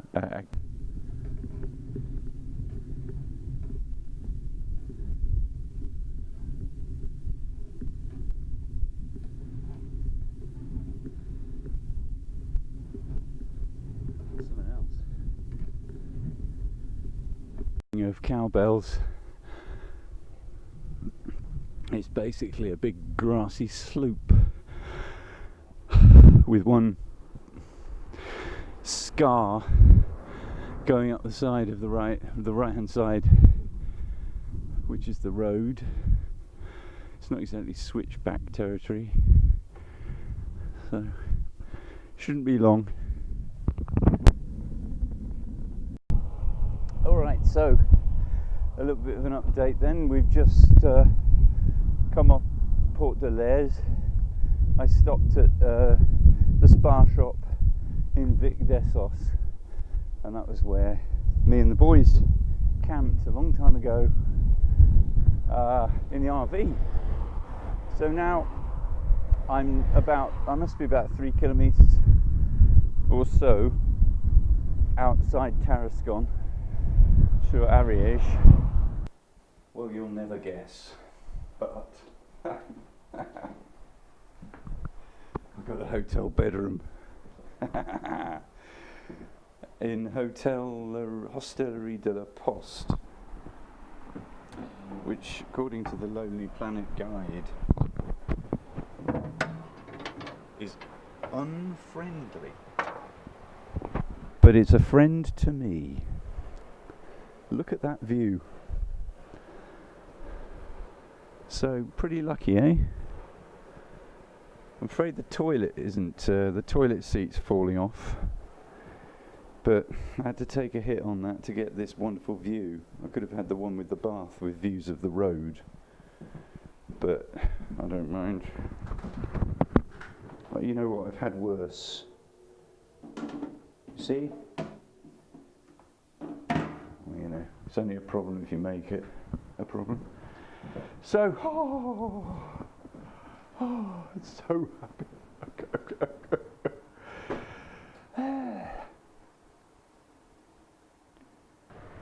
So, let me see, where did I go? I think I came from that valley over there. And crossed over the bridge. I thought it was going to be another one of those endless, fruitless searches followed by... Well, I've just enjoyed my dinner. Not bad. Salad with potato, bits of baguette, vinaigrette, lardons. It was in a salad bowl, and then the main course was breaded veal and sautéed potatoes. It's all very good. Actually, the restaurant is quite full, as you see. Look, they're even waving. They're even waving at the camera. Very hospitable. And there's the view out of the window. Not bad. Very simple food, though. I've just woken up here in Tarascon-sur-Ariège. I slept as well as I ordinarily would in a tent. But yeah, I slept with the window open, the sounds of the water rushing by. It was very pleasant. And I'm not quite sure when breakfast is, but it's a slightly different experience, isn't it? Because usually I get up and then I cycle and I stop off and have coffee somewhere, which is quite nice. But this will be good as well. So it's a fresh morning. You can see the sun's up behind me, but it hasn't flooded the valley yet with light. I'm just about to go down the 618 and turn right at Bomb Pass, and then head along this road up, which seems to be up the side of a valley, and I'm going to head towards Argelès-sur-Mer. So this is the view I've got, and a nice sunlit hill in the distance.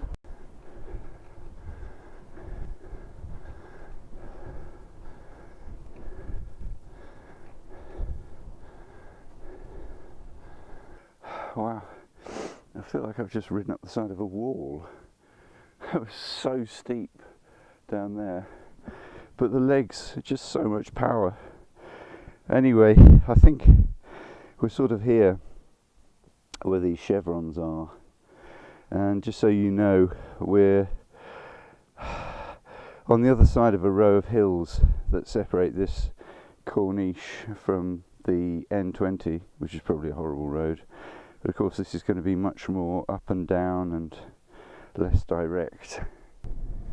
Just thought I'd give you an insight into the landscape. This is drier round here. A big contrast from the central Pyrenees, which are moist. Well, you've got to wonder whether it's to do with weather conditions, but I just felt it was greener and moister, and I suppose more advanced in season. It felt more autumnal, where it feels like August here, whereas it felt like autumn in the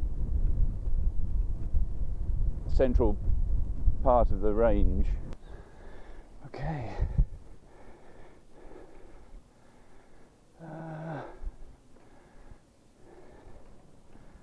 Carrière de Talc. I see. Route des Corniches, Col de Marmare, this way. Wow! Oh my God! What is some view, man? Look at that! Wow! These little baskets up here, and they're all numbered,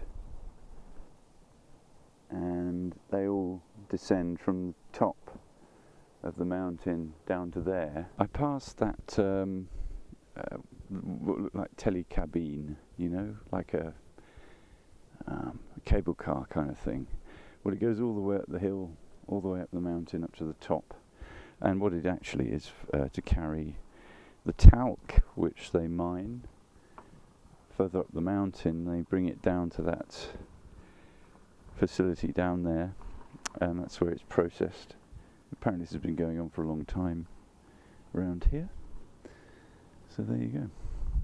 Well, I just passed a sign saying give way in 150 metres, which means that I have finally made it to the top of Col de Marmare. Whew. Well, this is an odd one. Col de Toulouse. It's just on a main road. I think Matthew will remember this because it's the gîte he stayed at. Merci, merci. Merci.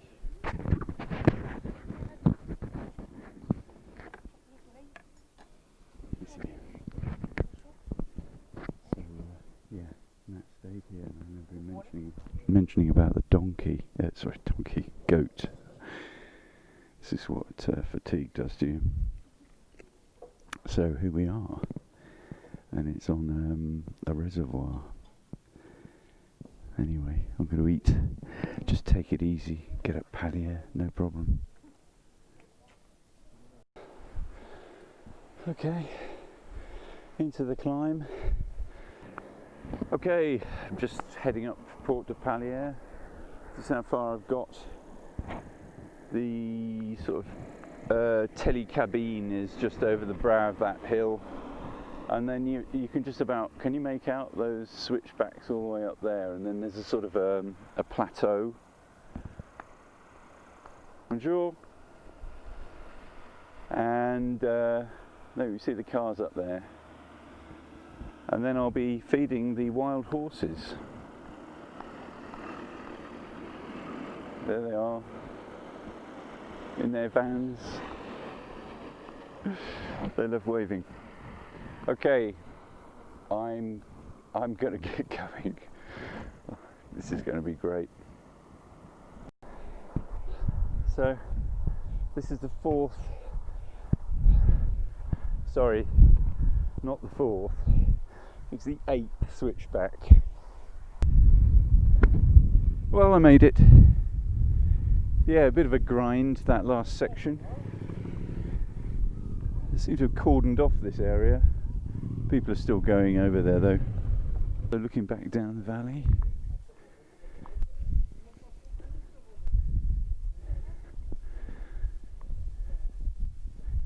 This is where we came from. It's hard to believe, isn't it, really? I slogged all the way up that road. Actually, the weather's really nice now. Nice and warm. Pity there's no restaurant or anything. You know.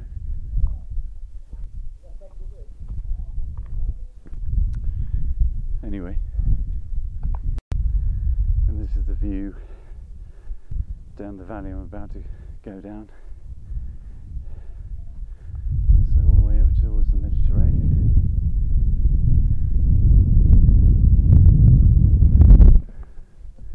Bikes down there. I could do with a wee wee. Not much chance of doing that here. Woo! So I'm just talking to Thomas. Mum says you've been on your own for too long. Mum says you've been on your own for too long, so you're doing an audio diary. That's why. Well, no, it's useful because I remember it more easily, and you know, other people. I never know. Uncle Matt might want to see it. Yeah, maybe. Anyway, he's taking the mick out of me. It's funny because Well, audio diary, I've got to say, Dad's got to climb a mountain now. We'll get down a mountain. Yeah. So I'm going to sign out now. okay. Audio diary. Ask Mum why she won't talk to me every time I phone her. She won't pick up. Oh, because she was crying yesterday and she's on the phone now with her work. Well, we don't want that to be on camera. No. I'm turning you.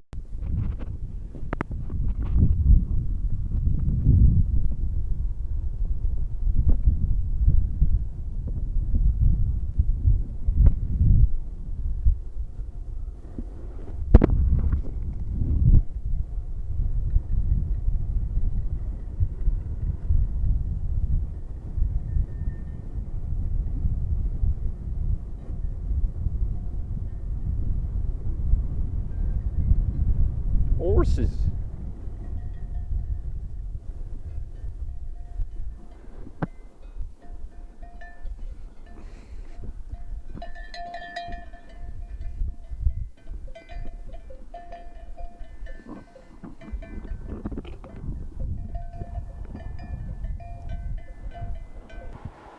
Well, it's 8 minutes to 6 and I've come down off Palier and I'm heading towards Escaloube, but I'm just sheltering here because it's raining.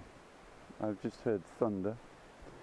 I'm trying to find options for the night.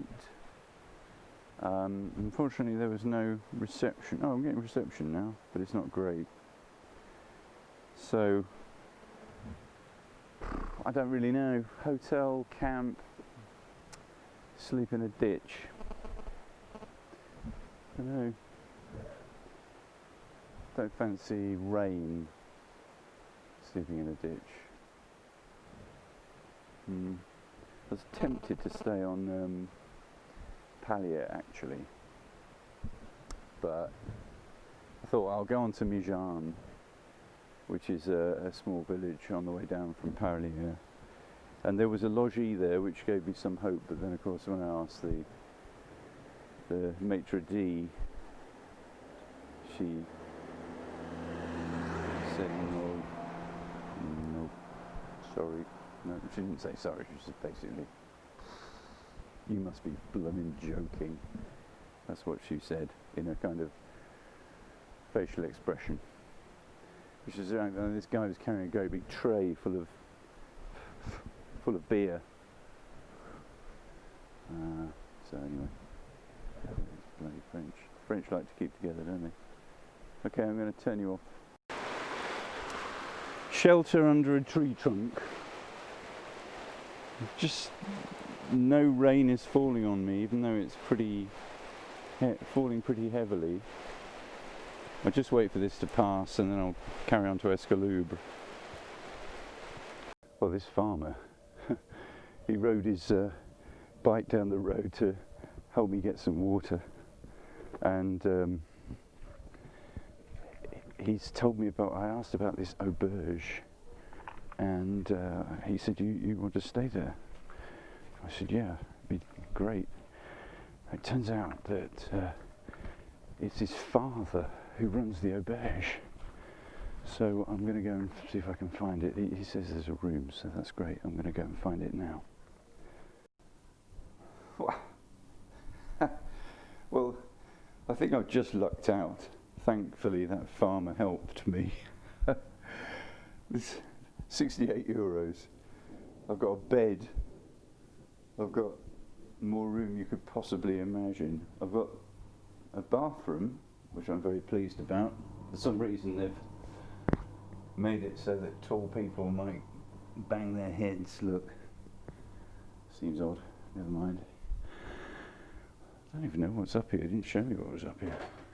It's another room. I don't know. So no, it's been good. That was God, because I was feeling a little bit desperate. What with the rain. And then this farmer, what happened was I'd arrived at Col de Mouly, and all of these cattle suddenly ran across the road, and there was an approaching car who was just about to whiz past me, and they slammed on the brakes and narrowly avoided hitting these cattle. And anyway, I thought, well, I might ask this farmer if I can get some water from somewhere. And I also said, you know, they were driving too fast. Of course, the guy didn't speak any English. And he just shrugged his shoulders and says, follow me. And we drove to his farm, where he's got a dairy. And I went into the dairy and he showed me the tap. I filled up my bottles and I thought, well, at least that's first base, isn't it? You know, I've got water. But then I said, do you know where this auberge is?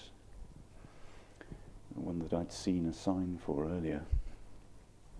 And he said, yeah, my dad owns it. So I said, he said, do you want to stay there? I said, yeah. So he phoned him up. And lo and behold, the guy's got a room. Anyway, I made my way down here. I was still slightly dubious.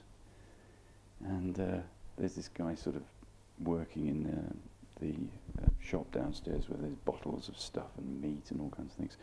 He was totally ignoring me. And I thought, well, he's obviously not part of the accommodation kind of setup.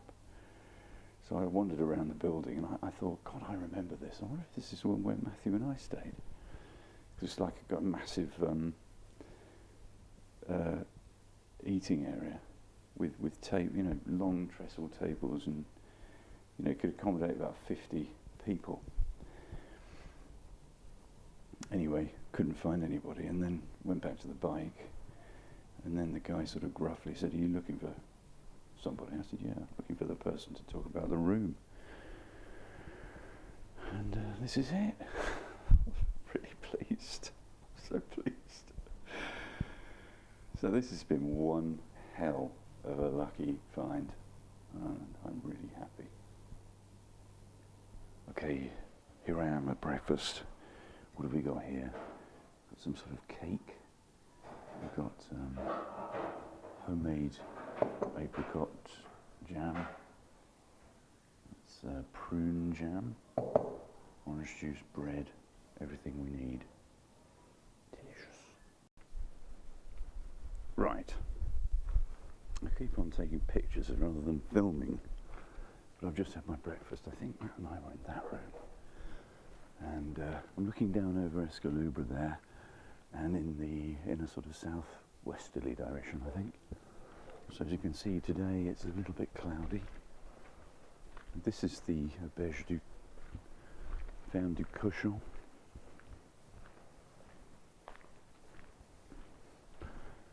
My bike's up there, so I've got kind of a bridge to get to my place.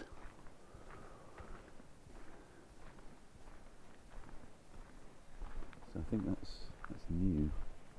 It's directly above where he does his meats and things. Le Cochon du Mâtre, Ferme Beige. I have to sort of come out. Come up here.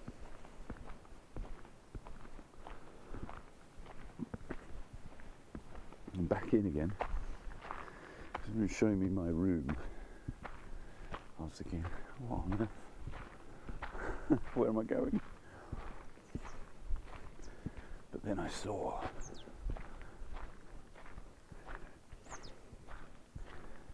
probably really nice actually in the sun. Well, when it's nice weather. So this is the Wildcat. It's had a nice night. I thought, my God, it's not the kennel, is it? But it wasn't. So here it is. 5-star accommodation. Right. I'm going to have a wash. Okay, I'm on my way again. That was one hell of a luck out that was yesterday. I'm so happy that we're approaching the top. Yes. Hello, horse. Col du Garavel. Voila. Oof. Okay, I'm just creeping my way along the lower slopes of the Col de Jao. These cows, silent in the mist, and lo and behold, I think we've reached the top of the col.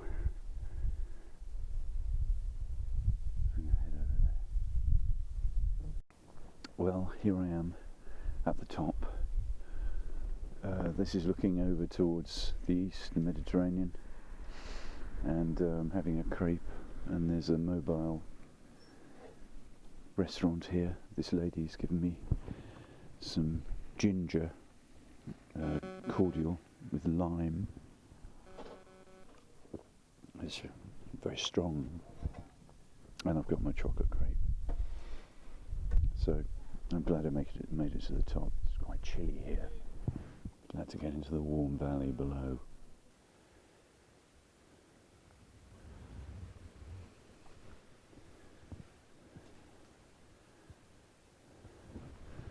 Well, I'm having a kind of a stealth lunch here because I've got a spare can of food.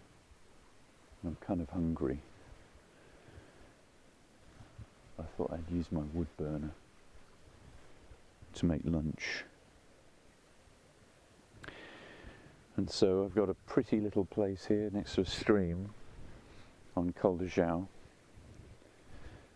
and I'll eat my lunch next to this little brook. Butterflies and things flying around over there. It's very pretty. It's tucked away, so I still need to keep feeding the old fire here to keep it burning. Delicious cassoulet again. Oh, I feel a lot better now. Now I've had my can of cassoulet. Sort of on the lookout for people. I don't think it's... I think people would be nervous about people lighting fires in forests. But I've left no... Well, that's Mosset. Gives you a better idea of it. It's the most peculiar town, just perched on the side of the hill. And I'm heading this way. Now you can see sort of festooned in cloud. I think that's the peak of Canigou. I'm not going up there, of course, but I'm going in that rough direction.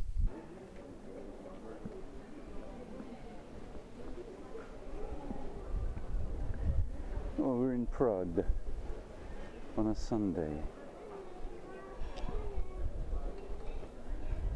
Lots of people enjoying Sunday dinner. Just cycling around the church right now.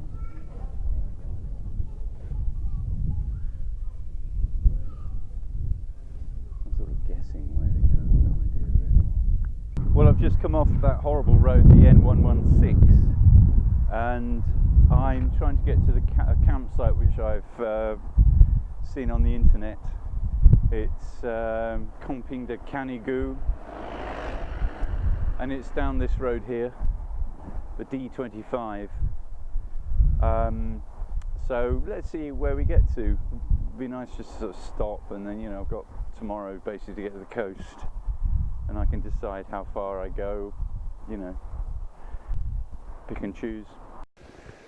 Well, I'm just cycling around trying to find a camp spot. So this is Camping Le Canigou, and I'm told I can really camp wherever I want around here. So I need to be thinking about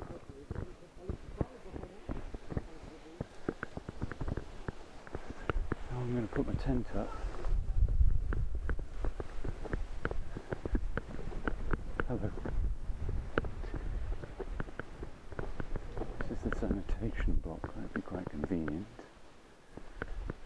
This could be it, couldn't it? I've got the tree there. I've got the other tree there. This would be perfect. Put my hammock up. Yeah, this is it.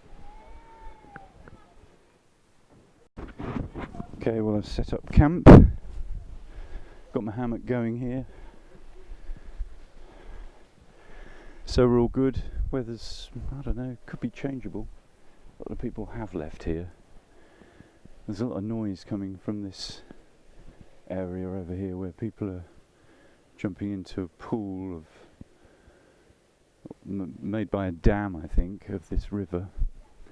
Anyway, I hope the wind's not too strong, otherwise this thing will just blow away, I'm pretty sure of it. But anyway, we'll see. This is Camping Le Canigou. See, it's sort of dammed up the river here and people can swim in this pool. And the river just flows down. Yeah, I had to cross over that bridge to get to my spot where I decided I'd set up. I thought I'd go close-ish to the sanitation block. But, so I'm just behind that caravan there. There are lots of Dutch people on this site. So I'm just there. Across the bridge.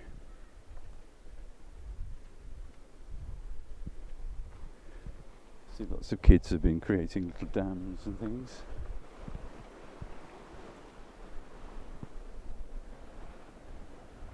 And this is where the main entertainments are. I think I'm going to go and get a beer or something, if I can. Anyway, this will do. I think actually the Dutch are here in numbers. It's run by a Dutch guy, but a lot of people have gone home, I think, because of worries or concerns about quarantine and things like that. So that opened the door for me.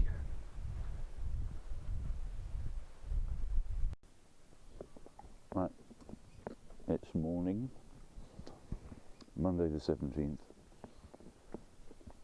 I packed up, Wildcat's ready. It's had its grass. I ordered 2 pain au chocolat before I left. Got quite a ride today. seems odd, but I do. So far on the trip I've done 684 kilometres or something. And now I've got to ride to Port. I think I'm going to ride to Port Vendres and stop. Apparently, according to Google, following the route that's defined by the Lonely Planet, it's going to be a 5-hour ride. It's 7:30 at the moment. So on that basis I should arrive around lunchtime.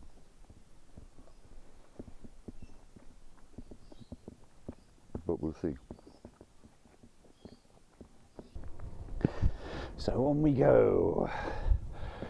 So I've got to go to Finistret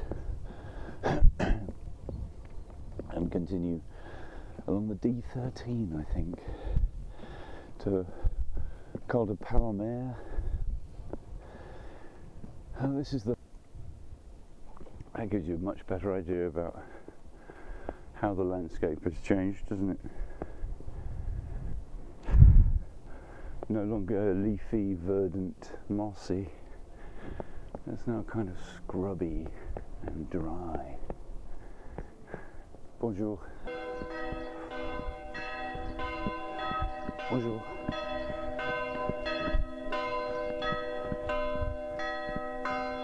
So now we're on this deserted road here. I'm getting these little markers to show me what the gradients are. Col de Palomère, so we've got 2%. Oh, this has been a long, arduous climb to the top of Col de Palomère. I mean, I think it was about 17 kilometres. Okay, so we got to the top eventually, and should I be right in thinking this is the gateway to the Med? I've been burnt before, thinking I'm at the top when I'm not. Anyway, got to keep going. Should I do with a wee? Might go for a wee. Yeah. Well, there we go. I can actually see the Mediterranean now on the distant horizon. So, nearly finitoed. So I really just come over the top of Col de Palomère, and anyway, I'm going to head down there.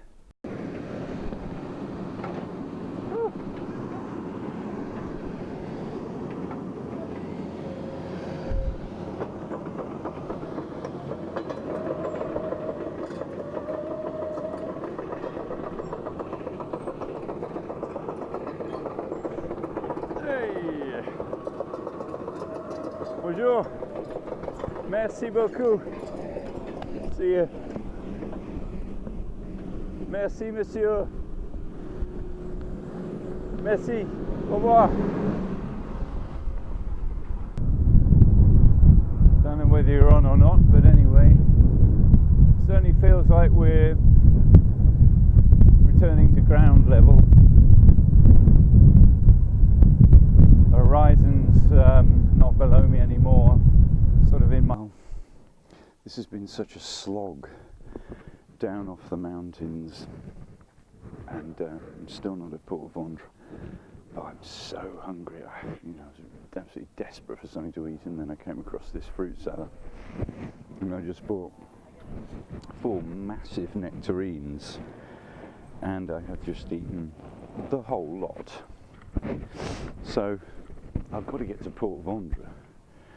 Now I feel like I've got a bit of a fuel up. I could just feel myself getting a headache, and everything was hard work, so hopefully we're on. This, by the way, is Passa, completely nondescript town. It's just a town I need to go through to get to the road that takes me to Port Vendres.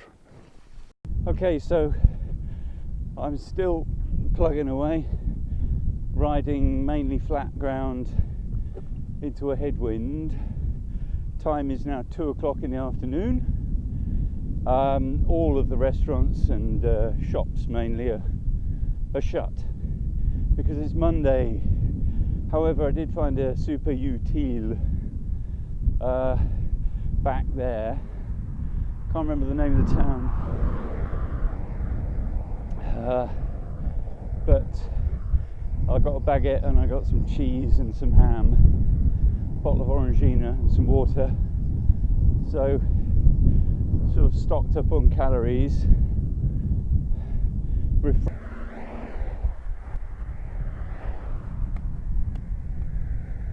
Woo! There she is. First real tantalizing manifestation of the Mediterranean. Well, it's going to be hard for me to do a symbolic dipping with the bike and this small camera. I suppose I could do. I've already done it once. I suppose I ought to, oughtn't I? I'll do it. Here we go. If I lose this camera, you're dead. Right, here goes then. All the way from the Pyrenees. Boom. There we go.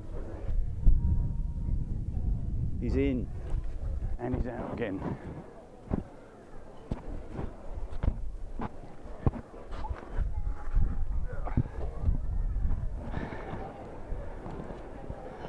So that was it. We did it. Thank you for all your support, all your help, words of encouragement. This last day, I have to say, was the worst day. Not because it was the hardest day, physically. It was just tedious, and I wanted it to end.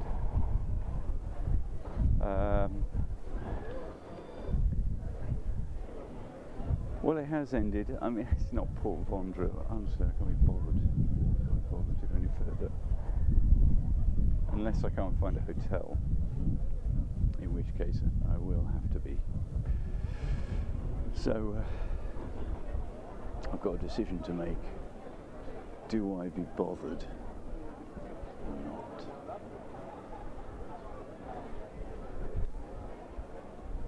Well, I'm cycling along the coast up towards Argelès-sur-Mer.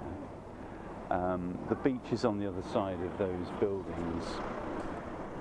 Mainly, I just thought there's no way I'm going to get accommodation in Collioure, and Matthew very helpfully phoned the campsite to confirm availability, which is in this direction, but I know that there are others, so I'm going to check those as well, and I'm not that bothered which one I get, so I'll just go down here and we'll see where we get to.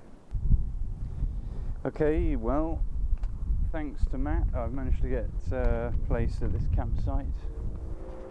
It's the most expensive campsite I've stayed at by a factor of almost 3.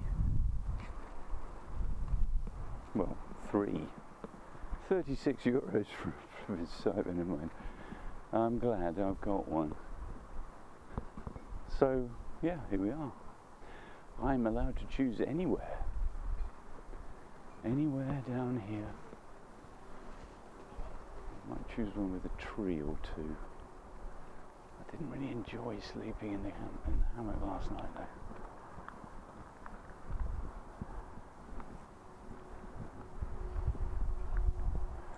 Look at that. I might do it. Just there. Sanitation block.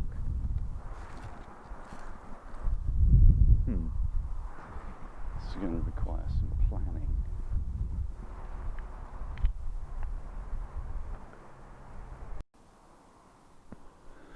Okay, made it to Argelès-sur-Mer station. Packed everything up. I'm trying to catch the 7:45 train that is a direct train to Toulouse. So I'm really early, but I'm quite happy with that. I haven't bought a ticket yet, so that might be a problem. I'll cross that bridge when I come to it. Well, I thought I might as well update you on what's happened.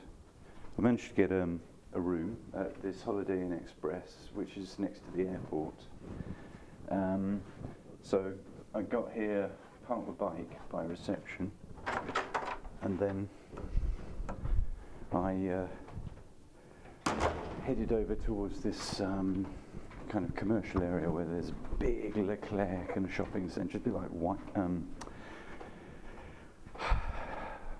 big shopping centre in the UK.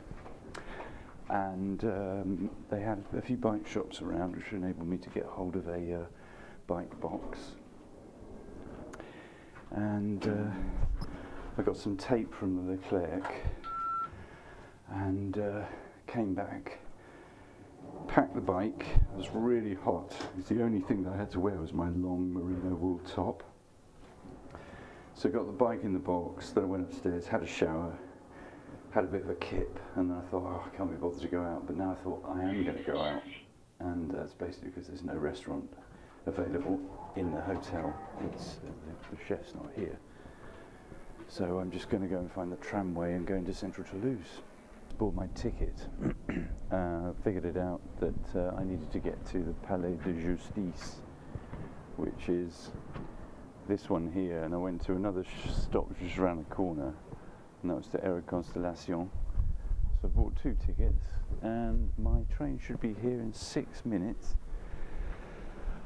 I must say, I get the impression that this area of Toulouse is where all the workers live. So it's a combination of travellers and workers, and it's, I should think late at night it gets a little bit seedy, a bit dangerous. Anyway, we'll see. Here it is.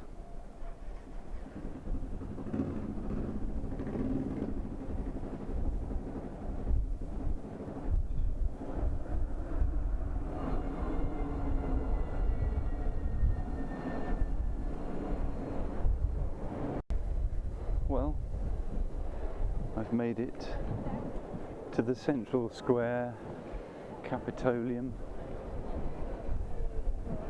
Seems to be a market going on. I mean, everybody's just piling into the centre. Lots of young people getting ready for a night out. But they're not heading here to start the evening. I've just walked past a place absolutely full of people having wine, I suppose, before they go on to have their dinner. It's absolutely beautiful though in Toulouse. You can see all these clouds sort of surrounding the city, blue sky over there. It's very pleasant. I fancy you sitting down and having a little drink.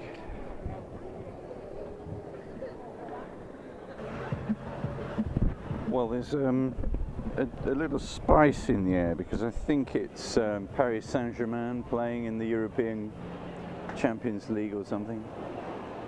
But I've just eaten a curry, and yeah, a curry, that's right. It's the sort of easiest place for me to get a seat and get out quickly. And I'm happy with that. So I'm on the way back to the hotel, get a decent night's sleep, bit of rehydration, and then it's 9 o'clock to the airport. Bit of breakfast before that. Anyway, yeah, so they're all over at the Black Lion watching the football.